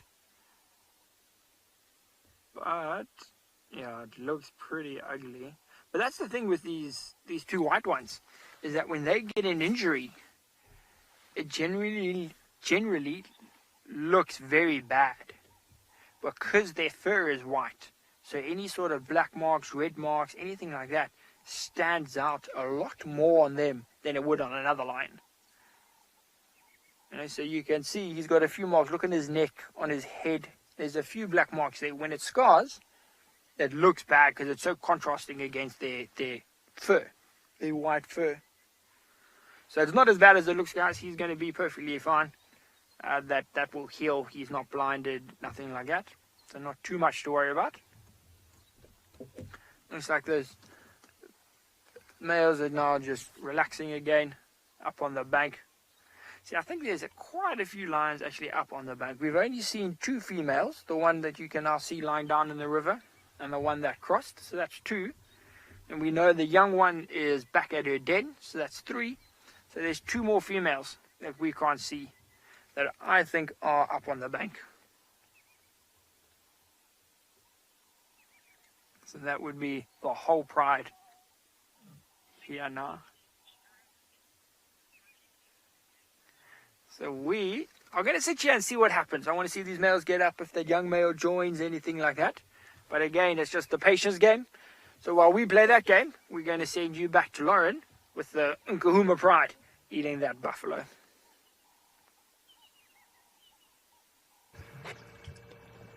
Wow, it's been a long time since I've heard that link. Lauren with the Nkahumas. Now, I apologise, everyone. It's a wildebeest. I just had a good look at it, and there's another vehicle in the sighting who can actually traverse that property, and they went right in and confirmed it. I'm sorry, that's actually very naughty of me. I just assumed buffalo, because I can see buffalo tracks on Gowrie, Maine, and I saw the dark colour of the skin, so that was very naughty. I just assumed. Never assume. There's an expression that I can't say on air that I learned from my mama, but it goes something like, assumption is the mother of all mess-ups. There you go, that's the edited version. And it's true, don't assume. It's a wildebeest. I don't know the sex, I cannot tell from what we're looking at if it's male or female. And once again, I do apologise for the visuals. If this was winter, we would have crystal clear, perfect visuals from the boundary line, but because it's summer, there's so much vegetation in the way, I really couldn't possibly do any better. We've tried to manoeuvre, but we just can't. I'm afraid it's on a property we cannot traverse. So I'm just going to show you an image after I sneeze. Hold on. Bless me, sorry about that. And I'm going to use my porcupine pointer, as Brittany calls it, because Darby says my fingernails are not nice, and it's true. So I'm going to introduce you to the Nkahuma pride. Now this is from Michael Fleetwood. It's not my diagram, it's Michael's, and I just want to credit him for it because it's fantastic. Now up here, we'll start up here. Purple-eyed lioness. This is one of our beautiful lionesses, just similar to Hukamuri. She's got a purple eye. We're very good at naming our lionesses. Very original. Purple Eyes, a prominent member of the Nkahuma pride, and then we have Amber Eyes. Amber Eyes is probably the most famous lioness. She's got quite a history behind her. She went famous on the Tinternet for giving a cub a hug. She's also suffered great loss. She's not had a great chance to be a mother yet, and her eyes, believe it or not, everyone, are amber. Yes. Now we have the red-nosed lioness. She is the mother of the 2 oldest cubs, who really are starting not to look so cub-like, to be perfectly honest with you. 2 boys, and they're growing up fast. They look huge now in comparison to the other cubs. And then we have Chella. We've recently named Chella.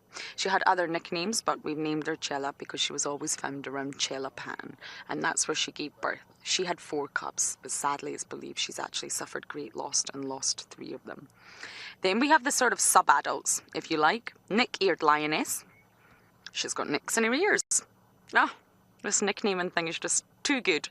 Pale-eyed lioness, she's gorgeous, and yes, she has pale eyes. Then the tattered ear lioness. This is the one that Michael Fleetwood was mentioning is here with us right now. We can see her. We can identify her from her, wait for it, tatty ears. Yes. And the youngest lioness, because I think she's the youngest lioness. So up the top, you have the 4 adults, the most prominent members of the pride. And then under here, you have the 4 sub-adults. You can hear all the noises. This is a great diagram, and thank you, Michael. This is really, really helpful. I love it, and it's all Michael's doing. And then of course we have 9 cubs and 2 avocas.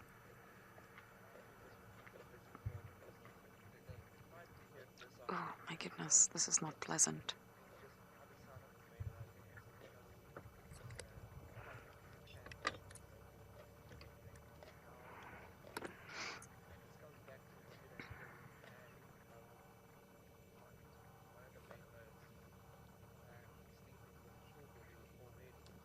The Nkahumas lost their oldest lioness as well, not so long ago. They lost Nana. She was the oldest lioness. She had a huge injury on her hip. It was very unpleasant to look at, and it did look painful, but she seemed to navigate her life perfectly well with it. But it didn't heal very well. It was quite an unsightly scar on her hip, and she passed away last year. She was the oldest lioness in the entire pride, and she was found. She was found dead, unfortunately. Nkahumas, what a way to introduce yourself to our new viewers. Yes. I don't know if this is Mohawk or Blondie, but it's one of them. I've also got an image of the avocas that I'm going to try and show on my phone. So therefore, at least everyone who's recently joined us can get an idea of who the Avoca Coalition are. You can't help but love the avocas.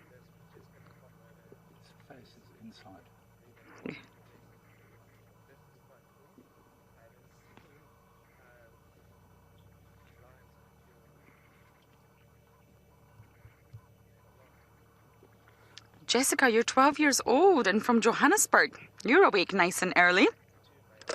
Well done, Jessica. You must be an early riser like us. But yes, essentially, the males are bigger than the females, quite substantially, and more aggressive. So normally when there's a takedown, if it's a bigger item of prey, if it's a buffalo or a giraffe, everyone's involved. It's a cooperative effort from everyone, lionesses and lions. And essentially they will all go in for the kill. We actually watched them, Jessica, on Christmas night or Boxing Day night. No, it was Christmas Eve. I apologise, it was Christmas Eve. And we got a great present, all of us. We went out for a bumble, just to celebrate Christmas. You know, we can't really do much else here. And we didn't expect much, and lo and behold, we watched the Nkuhuma Pride take down an impala ram. Everyone went in for the kill. The male, actually, no, it was a female lioness that made the final sort of pounce, but the Avoca males just came in, and because, of course, the impalas are smaller than the likes of a buffalo, the carcass was teared to shreds immediately. And I know that doesn't sound very pleasant, but everyone dived in for the taking. But of course, the Avoca, being stronger and essentially more aggressive, managed to pull the carcass away from the lionesses, so they were not able to get some. But it's not a case of them letting the males go first. Sometimes it's just a case of the males being far too strong and therefore, well, getting most of the carcass. So it really depends on what it is. The bigger the animal, then of course, the more for the taking. And it can feed everyone. But if it's a smaller animal, like an impala, then there's going to be a lot of aggression at that feeding frenzy. So no, the females don't really wait for the males to eat first. But they're also cautious around them.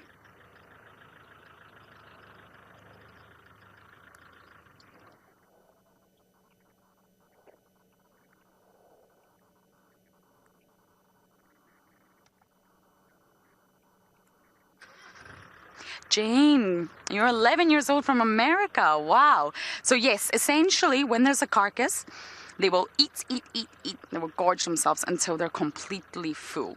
And then once they're full, they'll be very, very swollen, and they'll normally go to sleep not too far away. So essentially they're guarding it. They're sleeping right next to it to guard it.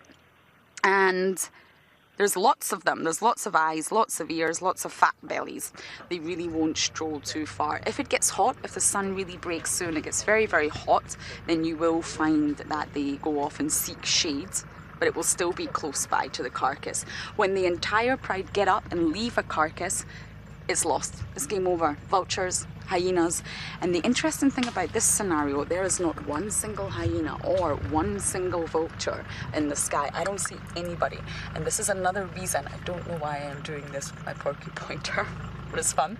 That's another reason we think it's fresh, just from the blood, from the size of the animal and how much meat is left, from what we gauge. And there's no scavengers. I think it's very, very, very fresh, which is exciting. Good job, Nkuhumas. I think we just missed them the takedown. A wildebeest would be quite easy for these lions. These lions are used to taking down buffalo, which are massive, massive, bovids, and of course giraffes. We had the Nkuhumas last year on a giraffe kill, an adult giraffe.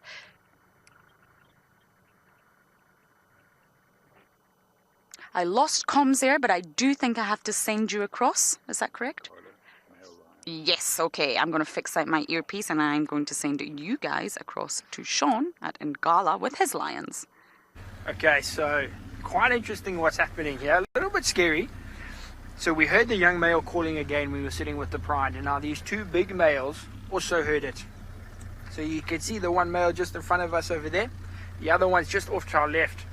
And they are now heading straight for that young male. And it doesn't look like they're going there with happiness in their hearts. So just in front, I don't know if you can see if I put my finger there. So, so about there, which is not far, maybe 100 meters. That's where the young male is. Now we just saw him and he walked behind that bush. So I think he saw this male in front of us. And now he knows it's not a good sign that they're coming. Because there's just this male and his brother that are coming. The rest of the pride stayed where we had them. And I think they heard him calling.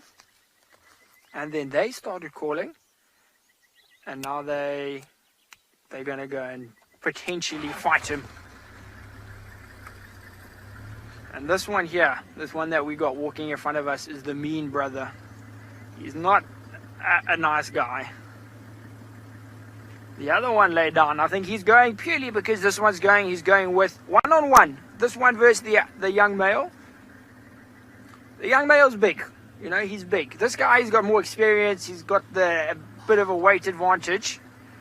So he could win, but it's going to be a close battle. Now, there's just some impalas. I don't know if you can hear them calling. They just ran up the bank here. This male barely even looked at them. So you can know he's not looking to hunt. He's moving with an intent. He's moving with a purpose straight towards this young male. I'm a little bit nervous now. Because as I was saying, this young male is my favorite lion. If they get in a fight, once he gets injured, I don't know. So I'm a little bit nervous. Okay, so I can see the young male. So he's just off about here. Join the Wild Earth YouTube superfan community and unlock a world of additional perks. Get exclusive early access or discounts to Wild Earth travel deals. Wear the best bush attire with merchandising discounts. Enjoy an interactive live monthly private safari. Don't miss out on the ultimate fan experience. Join the YouTube superfan community today. Get ready for an adventure of a lifetime. Wild Earth Travel is proud to launch a brand new grand tour. Backed by popular demand, join us for an unforgettable experience where you'll meet Wild Earth presenters from past and present, participate in an exclusive rhino conservation project, and even take a masterclass in wildlife filming. And of course, you'll get up close and personal with your favorite animal characters. Book your spot now and dive into the wild with Wild Earth Travel.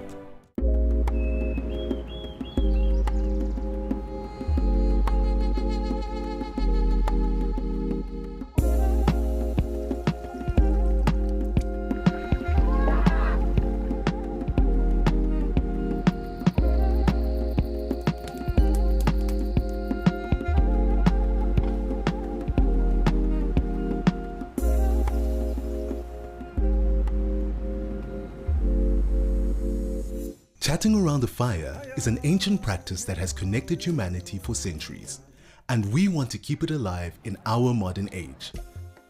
As an explorer, you'll have access to intimate gatherings with our naturalists, fascinating guests, and experts where we share knowledge, insights, and stories around a crackling fire. Rediscover the power of connection. Sign up to be an explorer today and experience the magic of Wild Earth's Fireside Chats.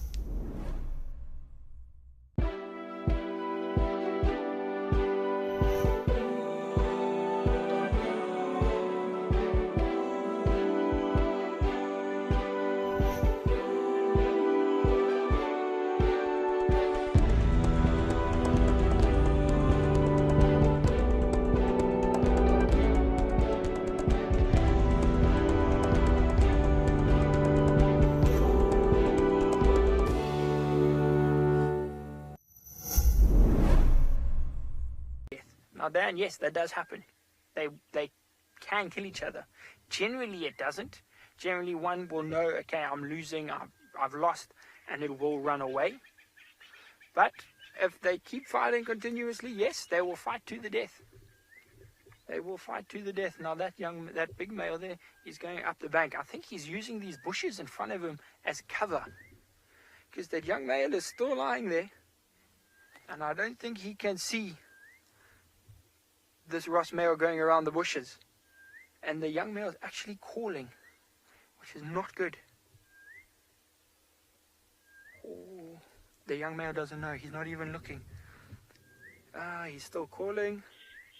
He's calling this Ross male. He's used the cover. See, look, the young male's not looking the right way. He's turned a bit.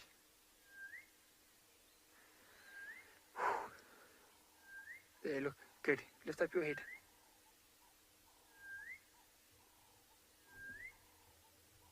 Oh no. This Ross male, using his experience, as we said, he's an old male, he's very clever. He's using those bushes as cover. There's a bit of a gully, a bit of a dip. Oh, don't call. There's a bit of a dip there that the Ross male could use to get a lot closer to this young male.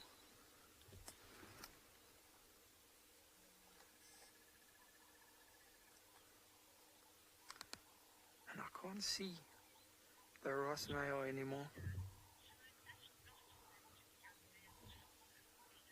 We got a question from Rena asking if this young male is not the son of the big male that we just saw. No, Rena.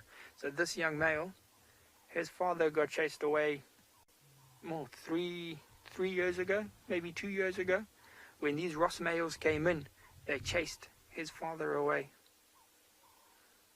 I think they even before that, his father got chased away. Oh, there, I can see the Ross male in front of us, heading straight towards the young male. I don't know if the young male's seen him. He's smelling. That young male's smelling.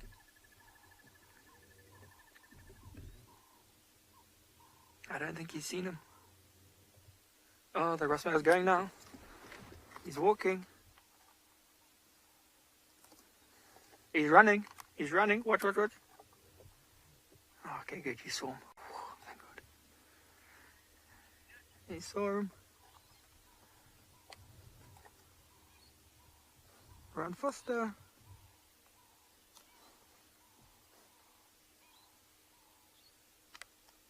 Okay. This is the best outcome we could have asked for.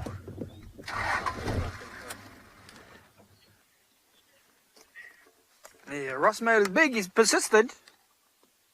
He's been very persistent there.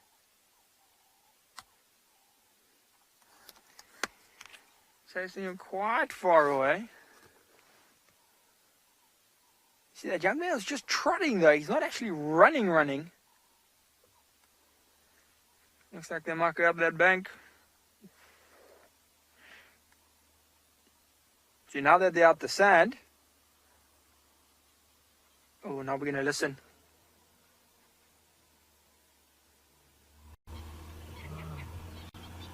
I still hear some calling. We're going to see if we can get a little bit closer. As I said, we're not going to chase them up the bank. But this is the best outcome we possibly could have asked for. This is the best option. The young male saw him. He ran away in time. But you saw how persistent You saw how persistent he was there, that Ross male. He was chasing him all the way down the river, up the bank. Whew, it's a little bit scary. I was quite nervous for my favorite guy there.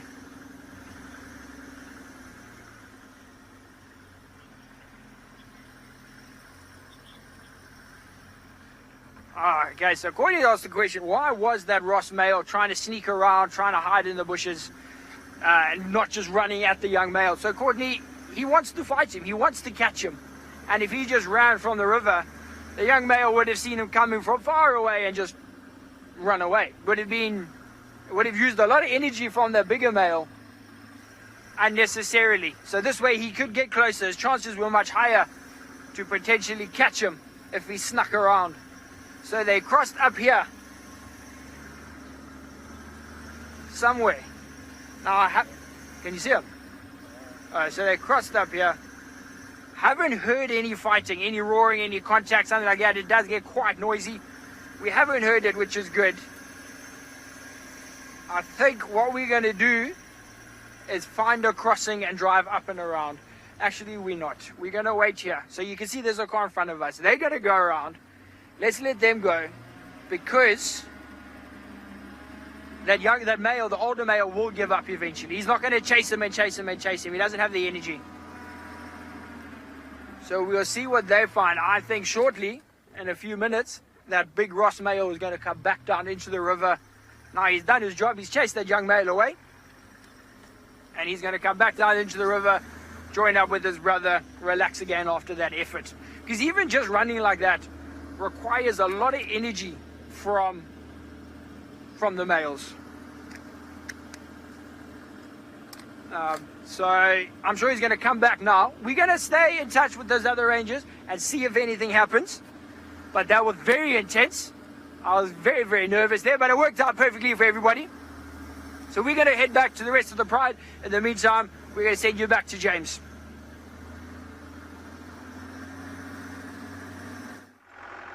I must confess, I think it must be a horribly traumatic time of life for a young male lion to experience what that fellow is. Especially as he doesn't have any brothers with whom to form a coalition. So if he's lucky, he'll find another wandering nomad, I suppose, and they too will form a coalition, the two of them. It does happen. Happens quite frequently. So it's not impossible, but shame. It must be dreadfully traumatic for him at the moment. He must be hungry, he must be lonely, he must be confused. But slowly that will change, as all male lions who eventually take prides have to put up with it.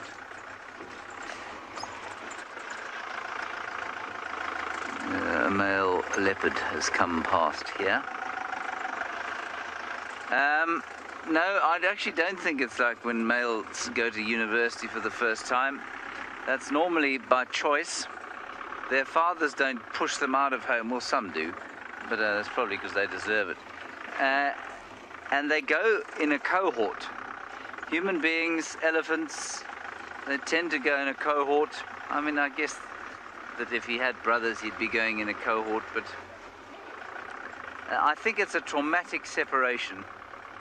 I think it doesn't happen nearly as traumatically for human beings. I think where it does happen for human beings is not with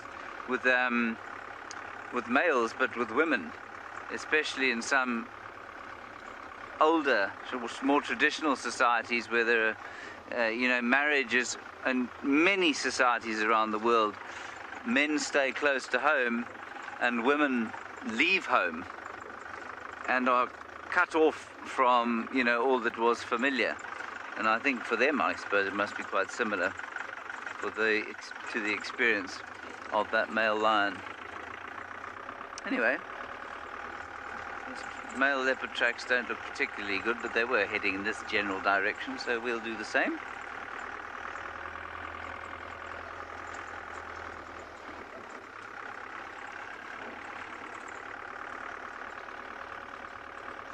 Jane, you're an American wondering the difference between a hyena and a leopard track. I wish I could show you one. I'll keep an eye out. But basically, it's the shape. The shape, I mean, I've probably got a picture of one I can show you. Let me have a quick look on my mammal application.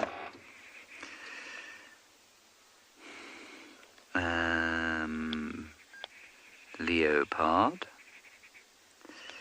So there's the leopard track.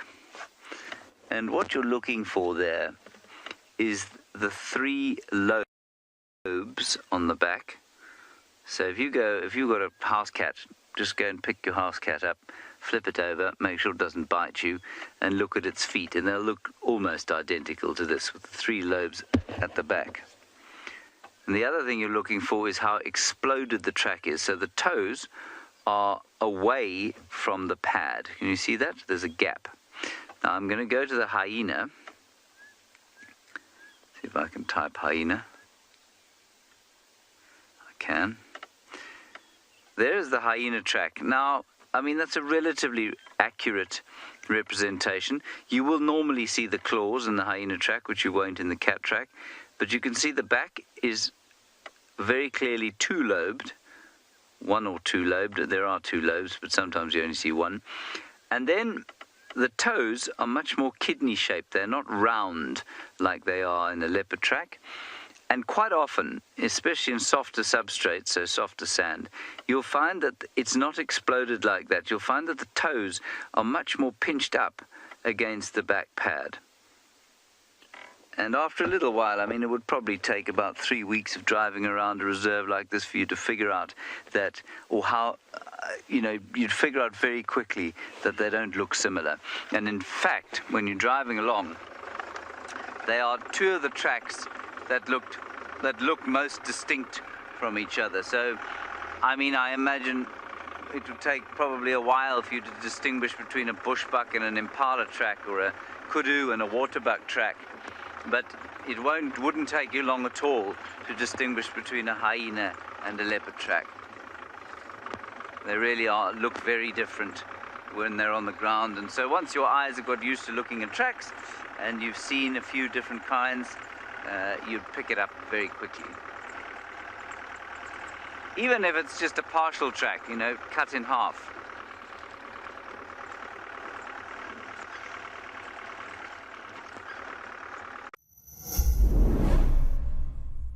We should probably prepare to move fairly quickly. Wild Earth presents Safari Spotlight, your front row seat to the wonders of the wild. Join our expert naturalists each week as they guide you on an unforgettable journey through the heart of nature. Looks like this female came out here. What a privilege to be here. Subscribe to the Wild Earth YouTube channel and never miss a moment of the adventure. Wild Earth, connecting with nature.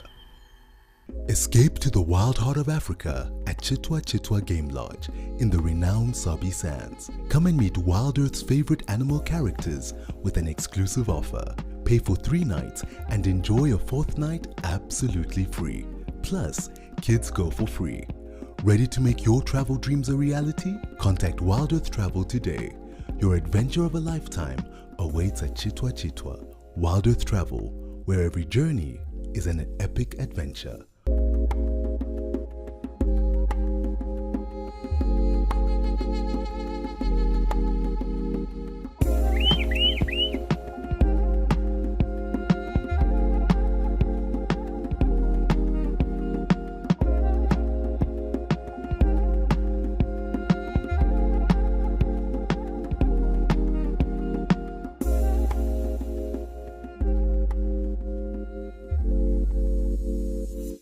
Are you looking to take your bond with the wild to the next level? Download our app and access in-depth chats with our naturalists and special guests. Connect and converse in real time on our Ask Me Anythings, fireside chats, hangouts, and town halls. WeChat, available on the Wild Earth app. Wild Earth, we are Safari.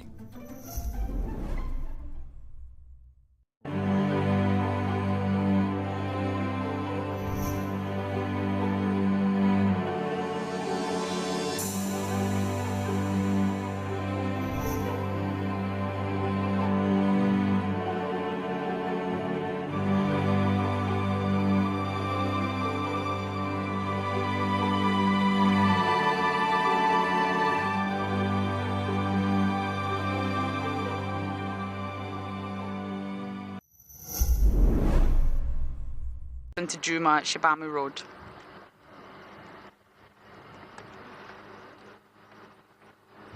Okay. Yes, they're on Juma. Just gonna, they're going to this pan, not Treehouse. There's another pan of water here. Aha, they're thirsty.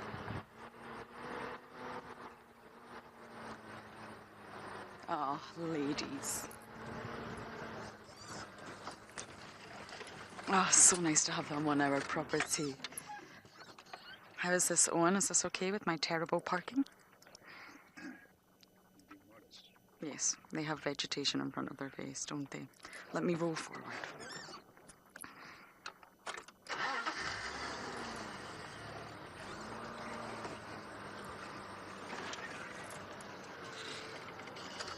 Oh, wow, look at that.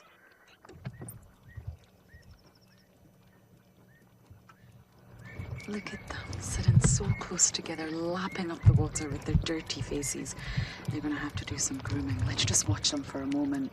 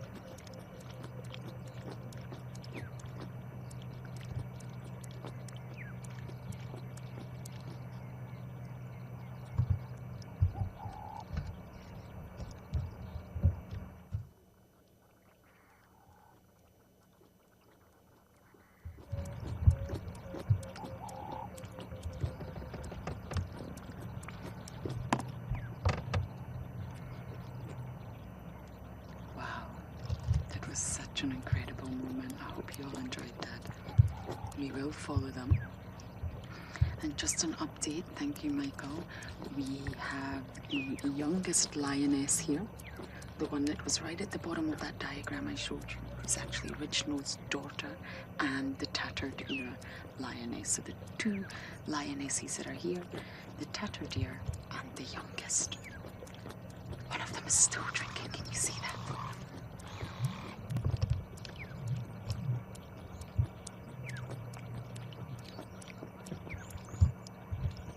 Keep listening.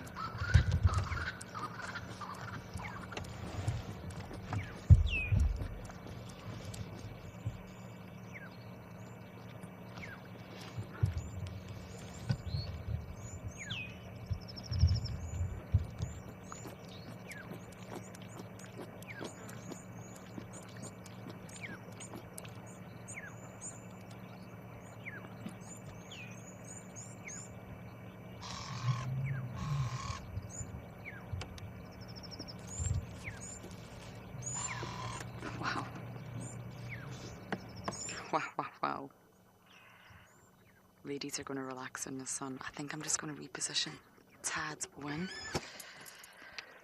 Bear with me, everyone. There's nothing behind me, is there, Owen?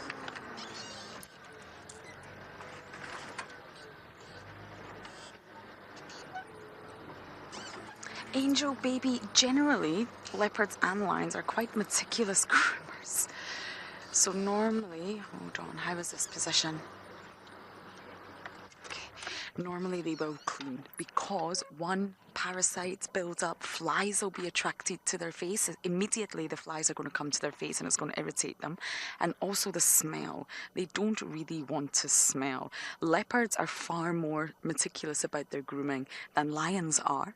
But essentially I would imagine they would clean their faces soon, or I really hope they clean their faces. Blood doesn't tend to stain, but they need to wipe it off. They need to get rid of it or the flies are going to be all over them. Don't be lazy, ladies. I'm really hoping they might actually lead us. Oh, she's getting annoyed already. Oh.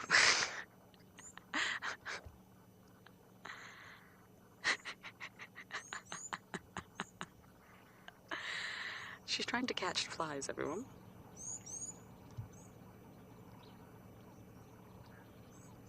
If I was a fly, I'm not sure I would want to land on those jaws. I just hope the males come over and join them, and then we can have spectacular views.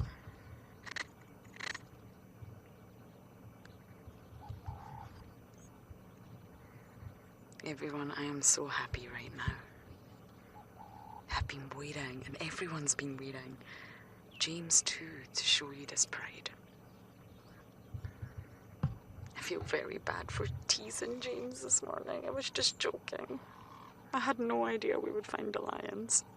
I feel so guilty now. I'll have to make him breakfast. We do tease each other a lot in camp. Oh no. Louise, please tell James I'm so sorry, and I'll do the fried eggs this morning. And as we sit and watch our lions begin the grooming, we are going to send you across to James and see how he feels about that. I feel absolute rocks. I don't believe it for 1 second. I think that she's glorying in her rich vein of form, as she should be. As she should be. We are looking at the most common antelope on the reserve.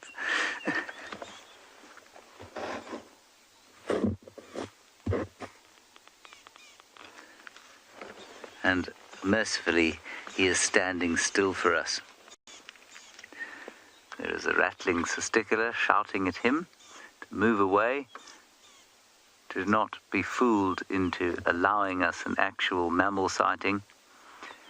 And I don't know if you can see, but on the one on the right-hand side, he's got a lot of bark in his horns, in the middle of his horns, and that's because he's been horning bushes.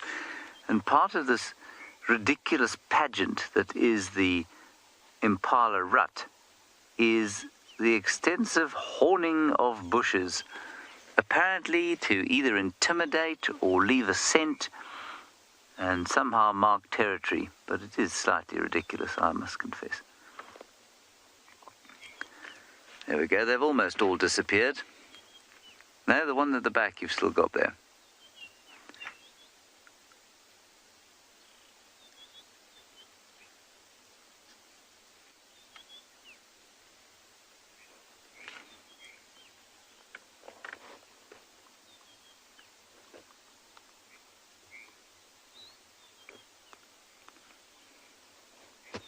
Oh, thank you, Butterfly. You say it's a pretty sighting. Well, yes, I think it's quite a pretty sighting. It's audibly very pretty as well. The white-browed scrub robin.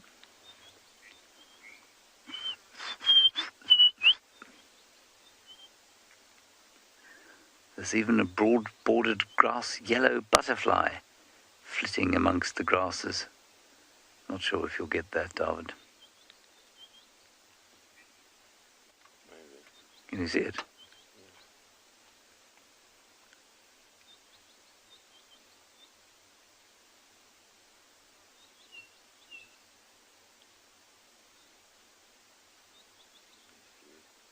There it is. And now the heat begins to build and the cats go to sleep. So the chin spot Batiste begins to call.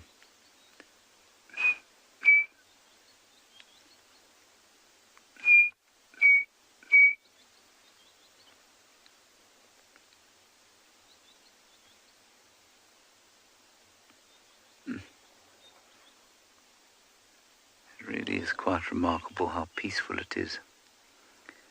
Especially if you've lived in the bush for a while and then you've gone back to a city to engage in a city job, which in my case was teaching the guitar to children who quite often didn't want to be taught anything. The difference between my Tuesday mornings in Johannesburg and my Tuesday mornings here could really not be more stark. The sense of peace I feel on a Tuesday morning on the western fringes of the Greater Limpopo Transfrontier Park, compared with the incredible sense of adrenaline and glucocorticoid-fueled stress that I felt fighting my way through the traffic to teach children how to play G major chord for the 6th week in a row, really doesn't compare. Even if I can't find a cat for love nor money, I'd still rather be doing this, I think. Poor old David. Don't worry, David. You'll have a cat again this afternoon. Right, let us go back to the northern cat finder, Mr. Sean at Ngala.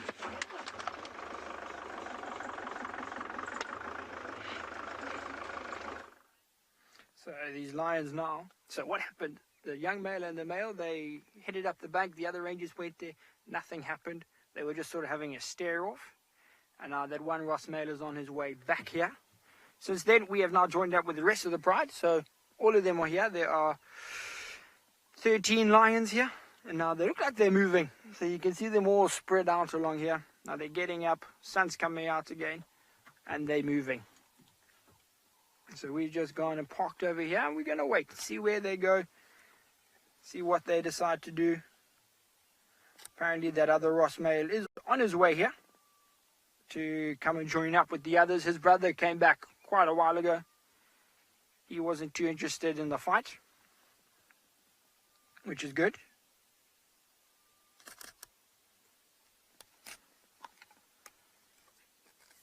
Tense few moments there.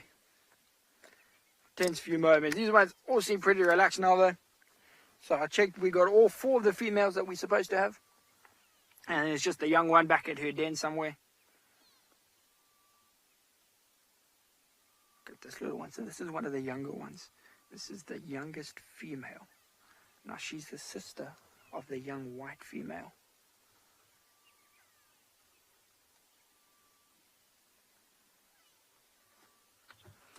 So I don't know where exactly she's going. Because now she's the leader at the moment in terms of she's right at the front. There's no other lions in front of her. The rest are all behind her. You can see them all spread out down here in the line and they're watching her. She's now just gone to the other side of our car. But we're not going to move. We're going to stay where we are. Because now, as we were saying the other day, the lions, they're going where they feel comfortable. You know, we will drive somewhere, we will stop, they will walk, and they will go where they feel comfortable going. So this little one, now she's the one that just walked past. She is 11 months. She's 11 months. And actually, the one in the screen, the closest one to us, the white one, that's her sister. And she's just standing on the other side of our car looking down the river. But this is very lucky for us. You know, remember earlier they were saying it's 21 degrees, there was a lot of mist at Djuma, we had a bit of mist. But it's this cooler weather that is allowing us to witness this activity. So that little white one was sleeping on a pile of elephant dung. Very old elephant dung, it's got that grey colour to it. Exactly, as Marcel says, it's just, if it's soft, it's the pillow. And that's exactly, it also looks like there's a few sticks and branches that she has her paws on over there. It's incredible now, you can see most of them lying fairly close to another lion. You know, they're staying social. We were saying earlier, these animals very, very social. That young male's going to be sad when he gets chased away. And it will be very interesting actually tonight on the afternoon drive to actually head back here and see if that young male has managed to rejoin the pride. Because like yesterday, last night, the young male and the two Ross males were all together and it was fine. But just this morning, that one Ross male was just like, nope, I'm tired of you. Chase him away. So it'll be interesting to see if tonight he manages to come back with the pride.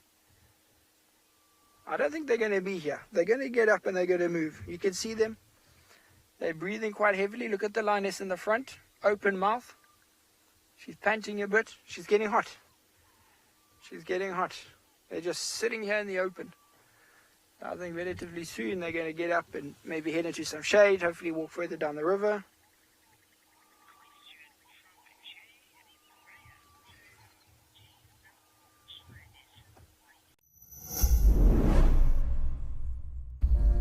Discover the wild beauty of Amakhala Game Reserve, where adventure and luxury meet. With 9 spectacular lodges to choose from, Amakhala offers an array of unforgettable experiences. Dive into the heart of the wilderness with a guided hike and spend a night under the stars. Ready to explore and meet the Wild Earth animals and crew? Contact Wild Earth Travel to learn more and book your journey to Amakhala Game Reserve.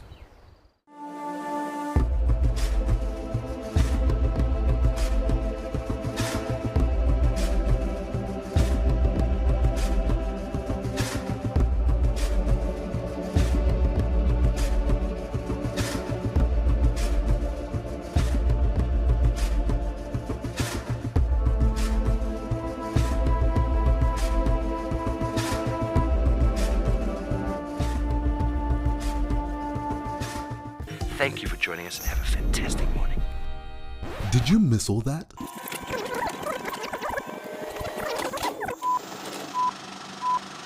Never fear, you won't have to miss another beat on Wild Earth again with our Catch-Ups channel, where you can rewatch missed safaris and shows whenever you please. Only available on the Wild Earth app. Thank you for joining us and have a fantastic morning.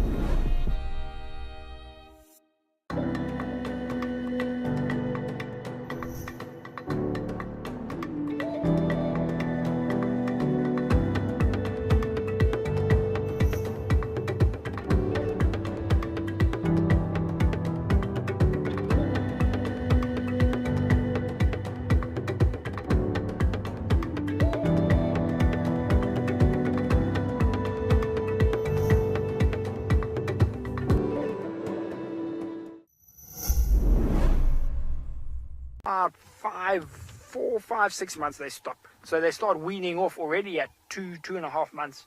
They start eating meat, and then their diet becomes a mixture of meat and suckling.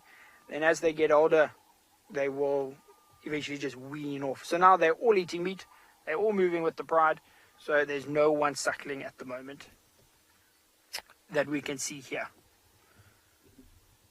These young ones, 11 months old, they're eating purely meat now.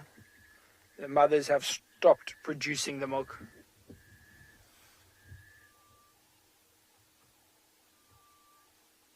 Which is good. Well, I mean, these lions are big.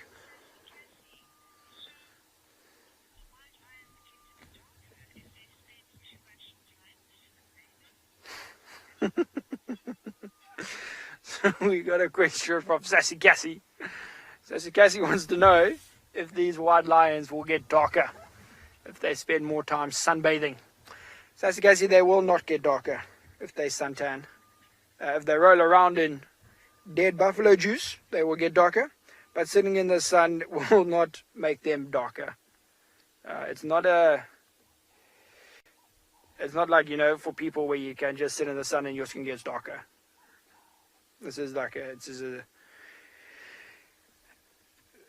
Their fur will always be like this.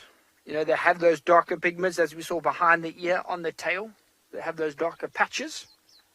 And those may get darker as these lions get older. Those patches might get darker.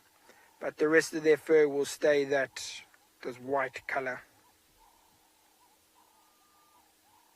It's a good idea to maybe Google if you Google the other male, the other white lion in northern Sabi Sands, and he's a bit older. I think he's like 4 or 5 years old, and have a look at his color, and then you know get an idea of what these ones will look like when they do get older. But in the meantime, while we just have these ones resting here, if they do get up, we'll come back. But in the meantime, it looks like they're sleeping. We're going to send you back to Lauren, who's got those lionesses that we're drinking earlier.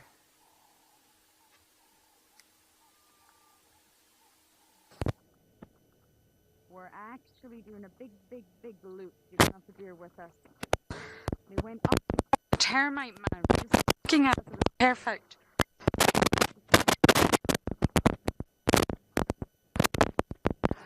I hope you can hear me now. Can you all hear me? Yes. Sometimes my audio just decides not to work. You know, nothing can go so smoothly ever. So yes, we're doing a big loop round. We had them positioned up the termite mound perfectly, but of course this is such a busy morning. You can't see everything. Now they've gone flat. So we're just doing a big, ginormous loop in order to get a better view of their faces rather than their bottoms.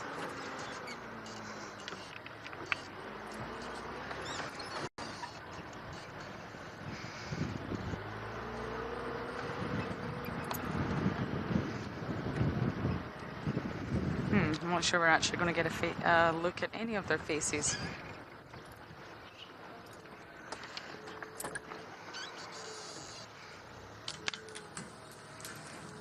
Karen, most predators are adapted for the life of famine, feast and famine.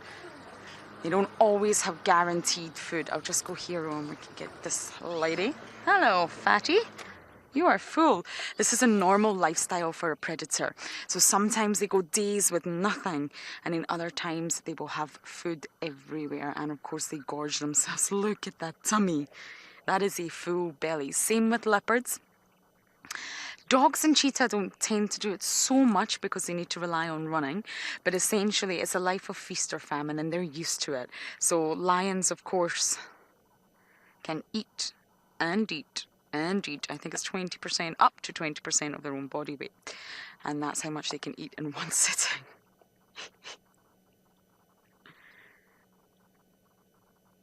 Yeah, we are not loving the fly action. But of course it's important to drink too. Now normally predators actually get a lot of their hydration from blood in a carcass, but a wildebeest essentially is definitely not as big as a buffalo, and there was 2 male avocas there, so I'm wondering if they maybe didn't get as much as they'd hoped to get from that kill, and therefore they came here to lap up all the water and hydrate, and I imagine they will sleep most of the day. I just hope they're going to meet up with the rest of the pride and the cubs.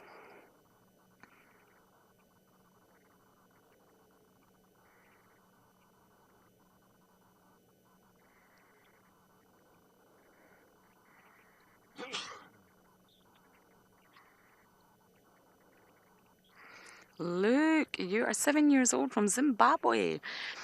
Possibly, yes. Absolutely. I think they're full. Well, this one is definitely full. She's bulging. She's uncomfortable. They get to a state where they're actually really, really uncomfortable. And essentially, they've maybe walked 100 meters away from the kill. Would you agree with that, Owen? Yeah. 300 feet? And yes, they'll go back. Absolutely. The avocas may come here, but they'll go back. They haven't gone too far, and they've came straight to water. Now, the other lioness is actually in front of us. We just don't have a view of her at all at the minute. And although the lionesses drank for a really long time, this is interesting. Cats, in general, are not the most efficient drinkers. And it takes them a long time to quench their thirst. And it's all to do with the physics. Their tongue doesn't bend like a ladle or a spoon shape to lap up the water as it does in some dogs. They actually have a real hydrodynamic problem to solve. And essentially, a cat's tongue, including a leopard, a lion, domestic cat, Feliday's tongue is very raspy. It has it's really rough. If you were to touch it, I'm sure all you cat owners know it's like sandpaper.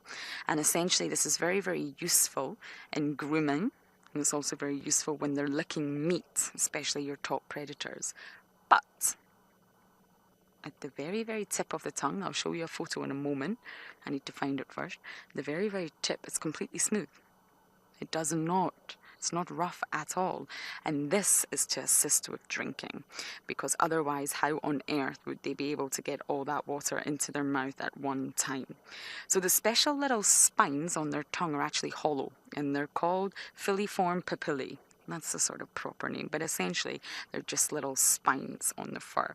Thought to be entirely for grooming, but that's not the case. So cats are not able to suck. They don't have the ability to suck like we do. We can put a straw in our mouth and we can suck.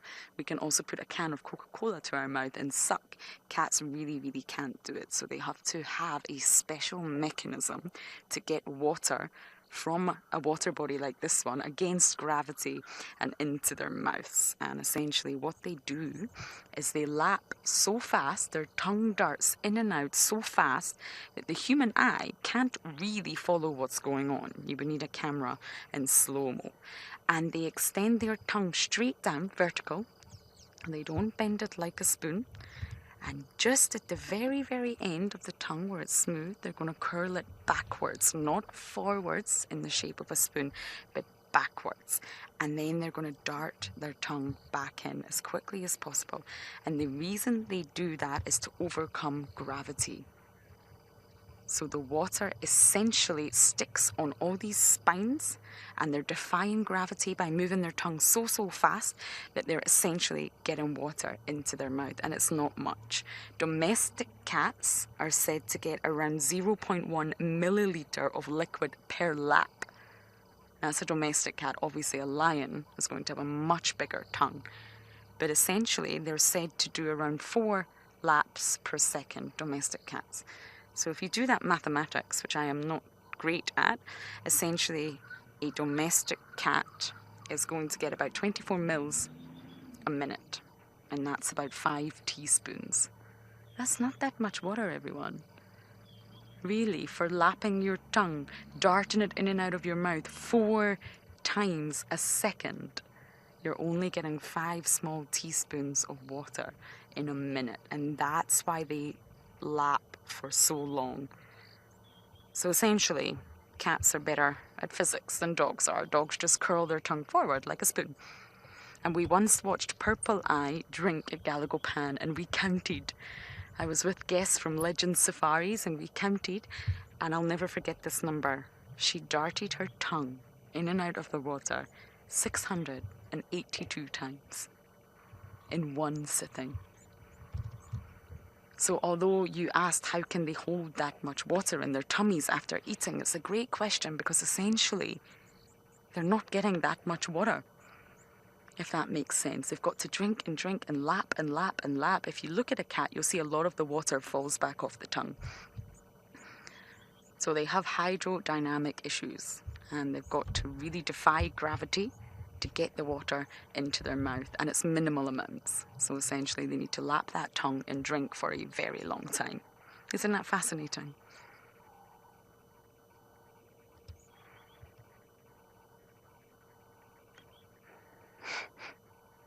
You're not happy, are you? I wouldn't be happy with flies either.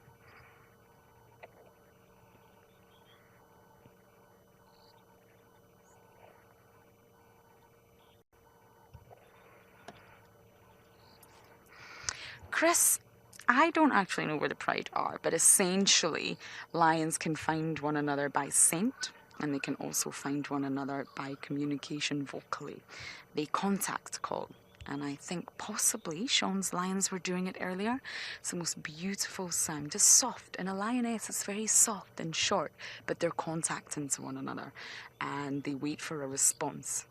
It's like Marco Polo, Marco Polo, Marco Polo, until they eventually find one another. That's the best example I can think to use. But they can also follow one another by scent, and of course they may all meet up at that carcass. I'm really, really not sure.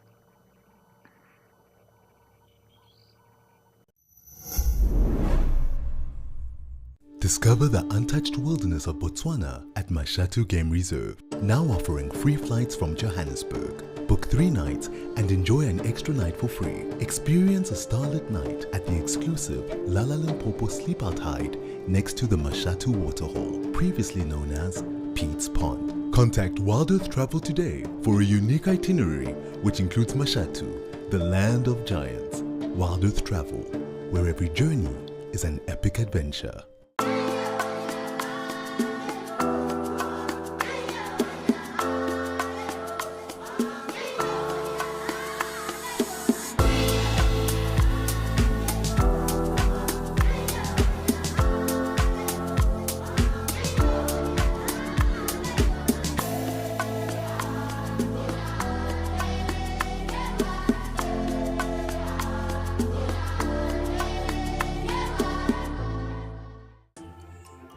Not everyone gets excited to hear a leopard chuff, spot a pangolin, or see a real impala rut. But if you are wild about the wild, you can become part of a community of like-minded nature lovers and share authentic wildlife experiences with the world. Join the Explorers Club and you will also enjoy the many benefits that come with it too. Wild Earth Explorers, it's in your nature.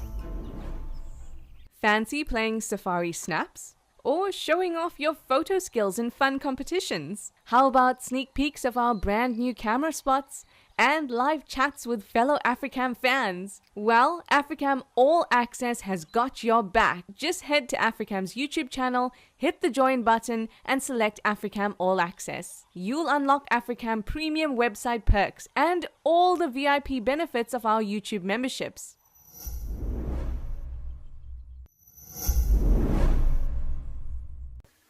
That that we picked it off last night or yesterday afternoon. Apparently there's nothing left there, otherwise I was going to say let's go. It's just bone. But that's why these lions haven't moved far. They ate there, they came back and they've just been relaxing. We had a brief moment of sunshine where these lions did get up, but then the cloud came so they went down again.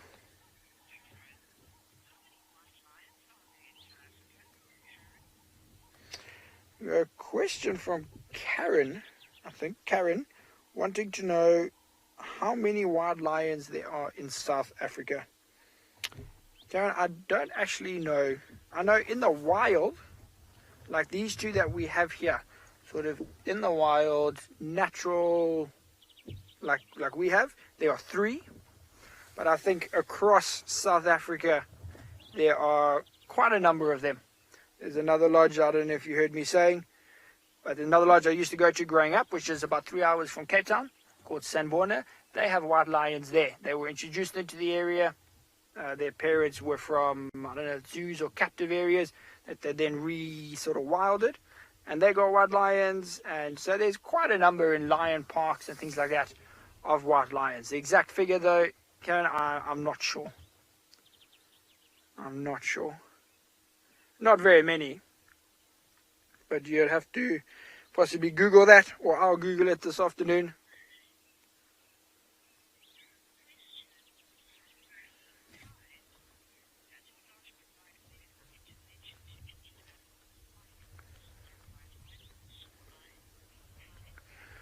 We got a question from Be Kind, wanting to know if here at Beyond Ngala, if we do any medical intervention for the animals. She was speaking specifically to the white one with his injured eye that you can actually see there in the screen. Now, Be Kind, we do not know. That is a natural injury. He got in a fight with maybe one of his siblings or one of the bigger males while they were feeding on the buffalo, most likely. And it's a natural injury. It's lion on lion.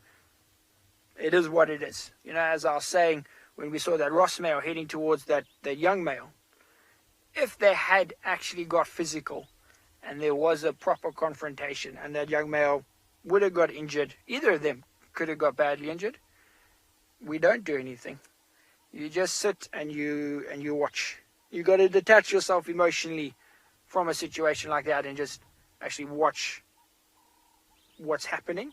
But if we interfere, Be Kind, and we save every lion or every leopard, impala, giraffe, whatever it may be, there's an imbalance. You know, nature, we're doing this for countless thousands of years. Nature has its own balance. It works itself out. And if we interfere, we ruin that balance. So as hard as it is not to help the animals, you know, to know we can fix that problem, you know, in half an hour really easily and it will survive. Much as we know we can do that, we can't. We shouldn't. You know, if it's a natural injury, be kind. There are places in, I think, sort of Kenya, maybe some parts of Botswana, where some lodges will interfere, especially if it is an endangered animal. They will interfere and help. But here, we don't do anything like that. If an animal has a snare, or it's been shot, or a car hit it, something like that, a human-caused problem, then we might interfere. You know, if one of these lions walked through a trap and got a snare around its neck, you know, then we would help. But anything natural, you just got to let it play out. Which is definitely one of the hardest parts of the job. Be kind. You watch during the droughts, during the winter, where there's no water, there's no grass, and you see the animals struggling. Or the water holes are drying up and there's just mud everywhere. And then right in the middle, there's a little puddle of water. And you see impalas trying to get to that water and their skinny legs just slip down into the mud and they get stuck. And you're like, I could go in there and help it. But you can't. You just got to let it happen. And it's hard. It's hard, but it's a tough world out here. That's how it goes. Things die, things eat them, things survive.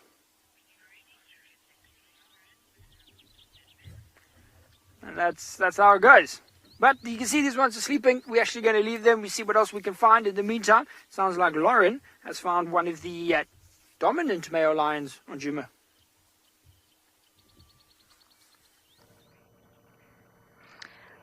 We have Mohawk. Everyone meet the Avoca Mohawk. I'm just going to quickly jump on the radio. Give me 2 seconds. Sorry, Pippa, just went live there. 2 lionesses are just at the Shibamu junction of Gowrie, Main, and one of the Avocas is on Gowrie, Main.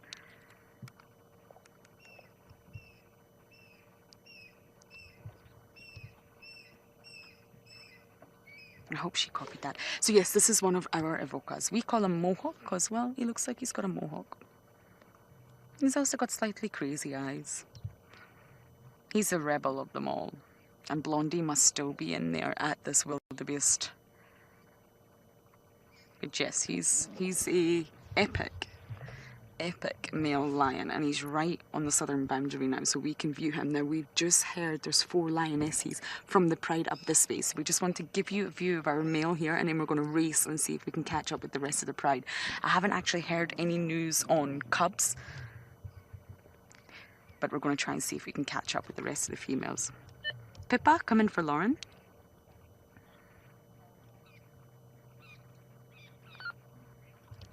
Hello, handsome. You don't look too handsome right now, to be honest. Yes, you need to clean. I'm just going to try Pippa one more time. Pippa, do you copy?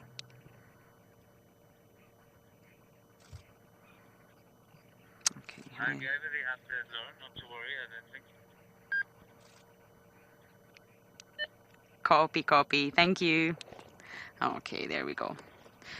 I would love to give you a view of Blondie, but I think he's right in there, and therefore we're going to have to race to the females.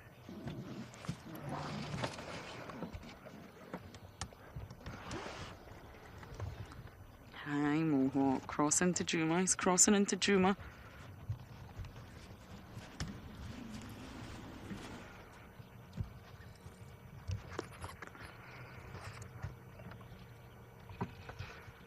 There you go. Look at him walking into Djuma to join the ladies. We have a question from someone from Edinburgh. Louise, I'll just get you to repeat the name and the question, sorry.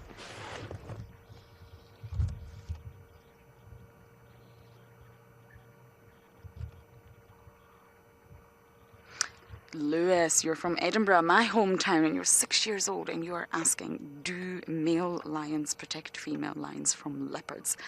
A leopard would never attack a female lion. I can tell you, Lewis, lions are much much bigger than leopards, substantially so, even the females. And I'm going to continue answering your question, Lewis, but we're going to bumble down for the females and try and see if we can catch up with them. So yes, leopards are actually much smaller. You wouldn't believe it, and they're solitary.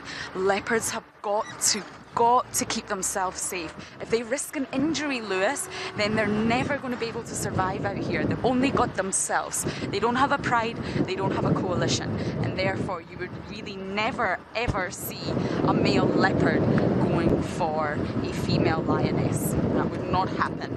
But would the male lions protect the females from threats? Potentially, yes. If there was a bigger threat coming in, i.e. another pride, they may get involved, but they also may not. I'll come back to that point. There's lots more to say, Lewis, but as I race to find the other lionesses, we're going to send you guys back across to James.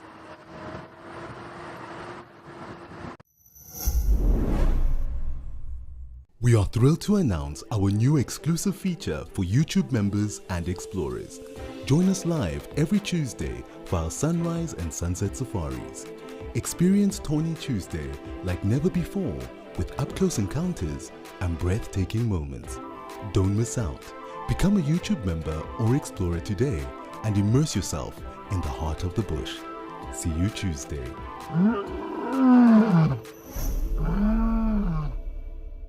Are you ready for the adventure of a lifetime? Discover the magic of Africa with Wild Earth Travel. From a big cat safari to a jungle trek with gorillas, picture yourself floating down the Zambezi River or witnessing the breathtaking wildebeest migration. At Wild Earth Travel, we turn your bucket list into reality. Don't just dream it, live it. Plan your incredible life-changing journey with Wild Earth Travel today.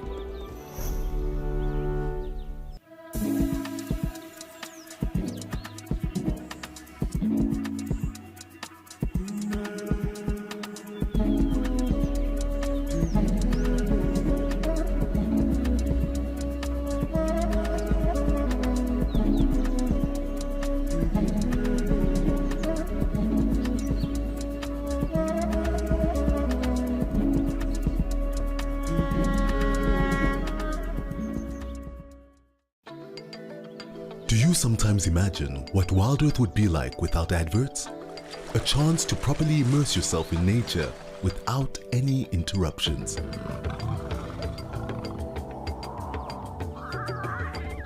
Sign up to be an explorer for a small monthly fee and you can truly escape into the wilderness. Ad-free viewing is now available on our app as well as on our website. Wild Earth, it's in your nature. Shutterbugs, snappers, and camera buffs unlock the secrets of stunning photography. Join our live workshop on photography, editing, and color grading with James Hendry as he reveals his tried and tested methods to transform your photos. Whether you're a beginner or a pro, this hands-on session will elevate your skills and bring your images to life. Don't miss out on this exclusive opportunity to learn, create, and connect.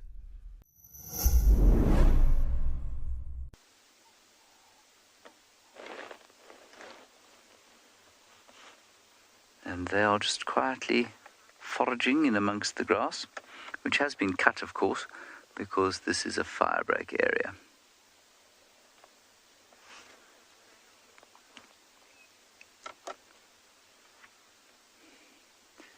Sunny Bat, you want to know what the sweetest bird song is in the park?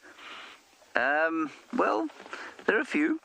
I always talk about the white-browed scrub robin being one of my favorites. Then I quite like the southern boo-boo as well, which goes doo. Always reminds me of Christmas holidays. Maybe that's why I find it sweet. The other really nice one, which I'll play for you now, is the green pigeon. And I think the green pigeon's got a beautiful call. Here it goes.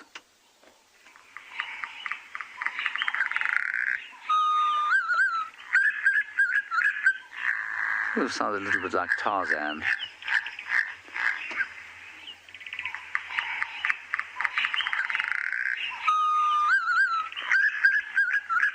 It's a really nice call. That's the green pigeon. So I think that's definitely one of the sweetest calls. And what else makes a really nice call? The hoop hoop.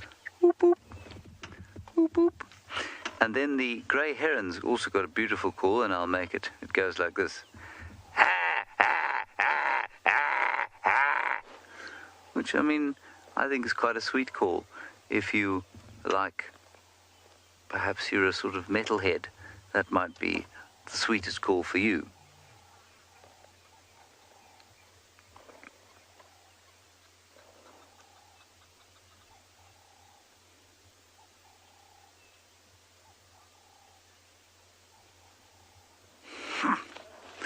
Kylie, you say there's a mohawk on that hornbill, and that it's very cool. Yeah, they do, actually. I'm not sure I've ever properly noticed that before. Yeah, they've all got that little mohawk. Well spotted. They are quite cool. David, maybe you should get a mohawk. Maybe. I would, but I can't anymore. I just have a stripe down the back of my head, which would look silly. Although, come to think of it, maybe that's what I should do. Half a mohawk, the half hawk. Oh, and there's another very sweet bird called the grey-headed bushshrike, going right now, and it goes like this.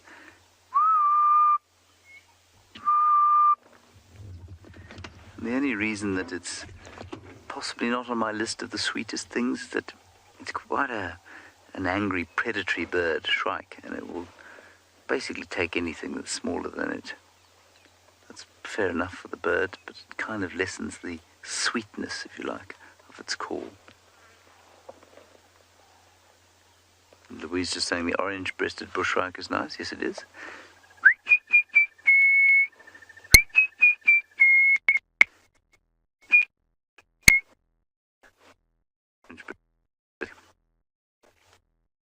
Well, that was enough. I think we shall continue now. Song.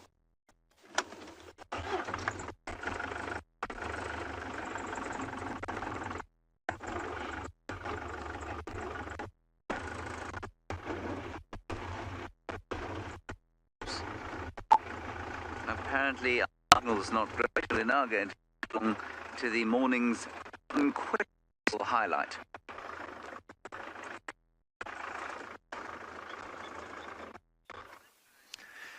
So perfect timing by the universe for James to lose some signal, because Marcel is itching to tell us his fact of the day.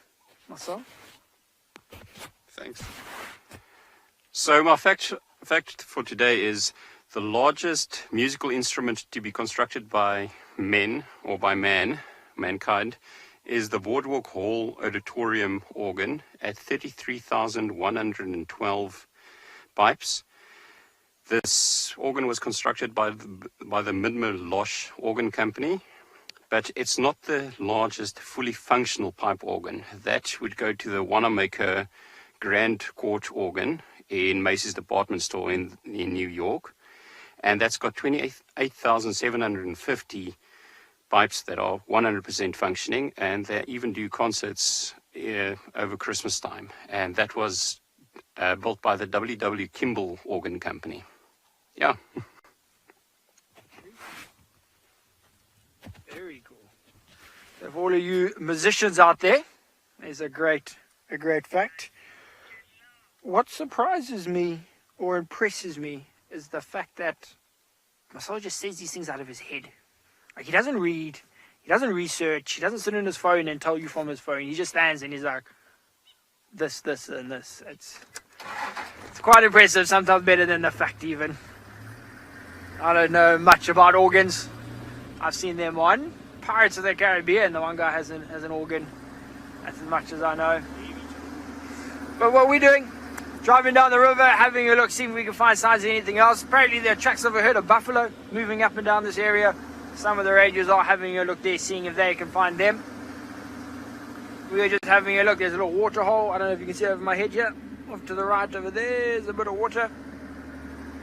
but nothing has come down for a drink, or nothing recently at least. But it's always good to check, because now the sun's starting to come out a little bit more. It's starting to get a bit warmer, so we should start to see animals coming down to drink now before it gets too hot. Maybe a bit more activity from those prey species, the wildebeests, impalas, elephants, buffaloes, things like that, making their moves up and down. Because also along here, the river, this is one of the great things about having a dry river, is that you can drive it, and lots of bushes that provide a lot of shade. We got a question from Elizabeth, wanting to know about us guides and how do we work the whole year. So Elizabeth, yes, we do. We work the whole year. What I think everyone in South Africa, well, the majority of guides, we work on a 6-week cycle. So we do 6 weeks on and then we get 2 weeks off. So on those 6 weeks, you will work 7 days a week, and then you get your 2 weeks off. And those 6 weeks you stay on the property. We have a little staff village, what we call it, and that's where you will live. And then on your 2 weeks, just depends what you want to do, where you go.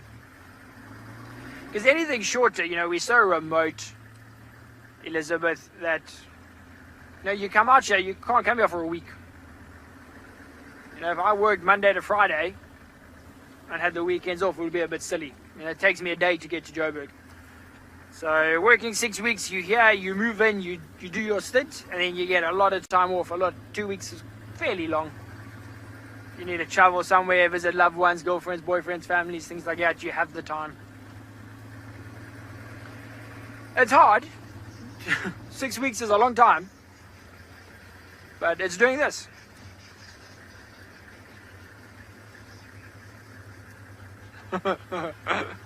That is very true, Karen. A little comment, I'm assuming, on our YouTube, saying you don't need Siri when Marcella's around. And that is very true. Quite often, Marcel regales us with stories and facts while we're cooking dinner. And we're like, I wonder what that is. And Marcel's like, this is what it is. Which is quite nice for us. But yeah, look, working here, it's wonderful. You know, it's not normal jobs.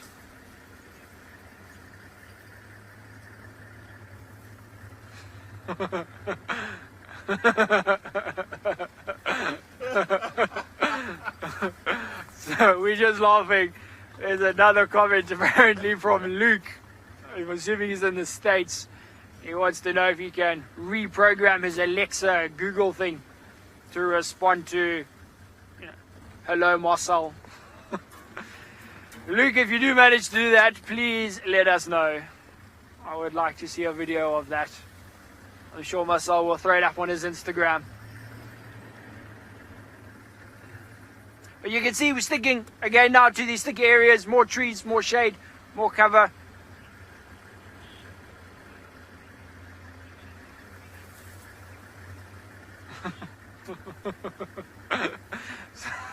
The comments are just flying in about Marcel. Marcel, the fans love you. The fans love you. And that's the thing, you know, it's so nice doing something like this, you know, with all of you guys online who are watching every day or however often you watch for a long time. And, you know, for me, I've found it quite different to, obviously, the normal guiding, where you get new guests every 3 days, every 4 days, you get new people. And you're telling them the same stories over and over again every few days. You know, with you guys, you've heard some of the stories, and it becomes, you know, a lot more personal. You can get to know Marcel, and it's more of a relationship like this, which is really nice. Something different for me, you know, something different, which is good. Get to know you online people. Sassy Cassie asks a lot of questions. Sassy, I think I've answered quite a few of yours. It's nice getting to know the viewers a bit. Keeps us entertained. Keeps us happy doing something like this. If you guys are having fun, we're having fun.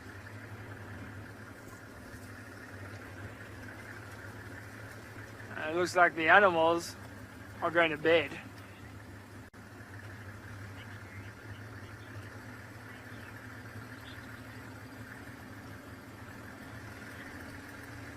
We got a lovely comment from, I believe it's Sub Hanker, saying thank you, and he's enjoying the experience, you know, from us here at and beyond Ngala, as well as the whole team back at Juma. Thank you. I'm glad you guys are enjoying it. You know, I'm sure I speak for the Juma team as well. And the comments that we get from you guys on Facebook, Twitter, YouTube, on our Instagram pages, it's all really nice, guys. So thank you for the comments and the encouragement. We do appreciate it. We do appreciate it. A couple of Impala back behind us, but I think because we're still fairly close to the lions. The lions are down the river, maybe 1.5 kilometers, 2 kilometers, and a lot of the prey species would have heard them calling earlier this morning when they were roaring, and they're just sort of keeping their distance a bit. Well, there's not too much in this area. Even the birds seem to have disappeared.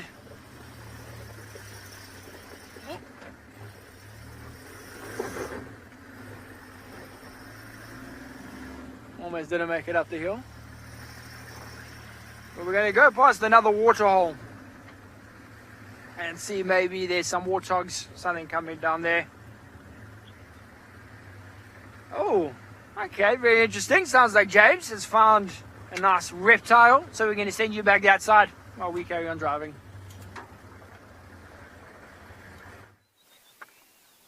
Yes, David managed to spot this beautiful water monitor lizard sitting on top of a log. I always find their colours so amazing. Oh, there's another one. It's even more beautiful. Can you see it there, Dav? Bottom left of the log. I don't know if you can get him. I'm just going to try and sneak forward. He's got the most amazing colours. I think he's a youngster. Either that or he's molting. See there.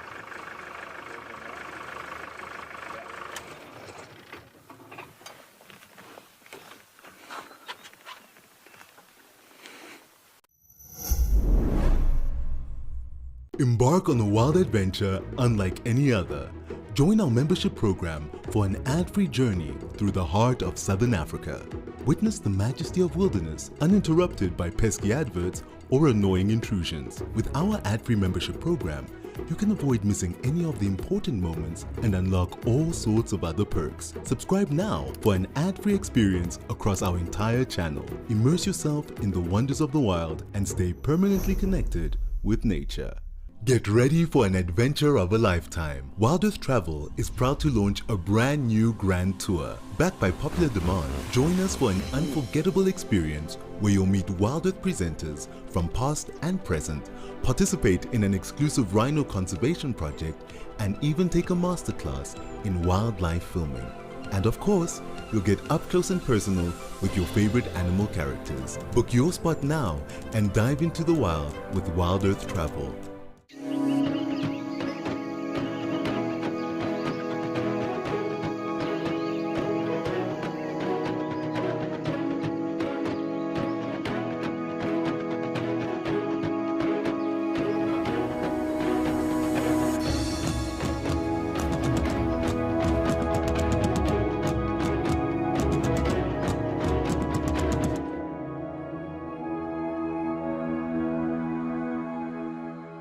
Did you know that the Wild Earth team makes weekly behind the safari content? Would you like to get to know the Wild Earth family better? See how we live. This is Igor's bedroom. Learn about our production process. And see the antics that happen off camera. Sign up to be an explorer and you will get access to all this content and more.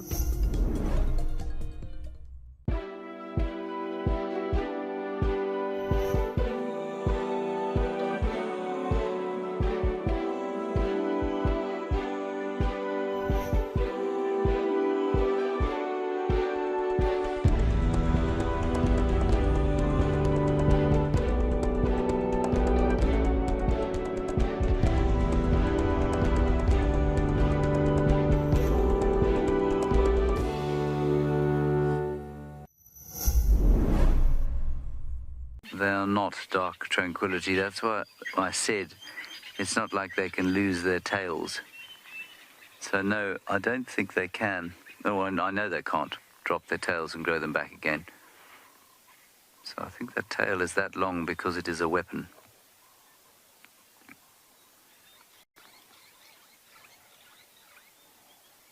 Looks like a perfect place to be basking in the sun.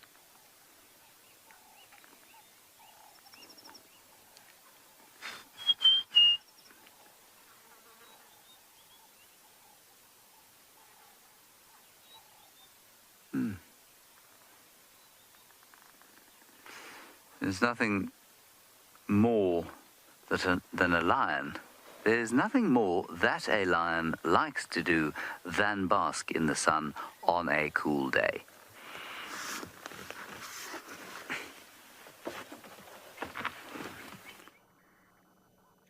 Well done, James. I'm glad you got that one out. That was good. I shall make sure Mr. Hendry gets his cat in the afternoon, so I can't call him my catless friend anymore. Yes, I don't think he liked that one. I do feel really, really bad. Hopefully these lions will stay here. They're on Juma, but we're right next to the boundary line. Right next to it, but they are sitting on Juma. 2 lionesses and a male. So I will make sure James will no longer be my catless friend, and he will be my cat-fooled friend. Oh dear. Oh dear. So we raced ahead to find the rest of the pride because we were really hoping to introduce the new viewers to the rest of the pride and the cubs, but sadly we had no luck. We absolutely raced, but we didn't make it. So we've got Mohawk here. Blondie is, well, I imagine he's probably fallen asleep on top of the wildebeest. We have not seen him. But I am overjoyed that we got the Nkuhumas, and you saw that all happen. We stopped for a butterfly, because sometimes my right ear is blocked with the most beautiful tones of my darling Louise. I'm not complaining about that at all, but of course it does affect your hearing on the right side. Then of course you have the noise of the engine. And sometimes we must remember to stop and turn off the engines more often. We must. And of course we did, to admire my striped policeman. And then we could hear crunching. It sounded like an elephant at first to me, but then immediately I said, that's not an elephant. Owen actually thought it was a hyena crunching on some bones. And of course, it was it was 2 ladies from the Nkuhuma Pride, tattered-eared lioness and the youngest lioness, and the 2 avokas.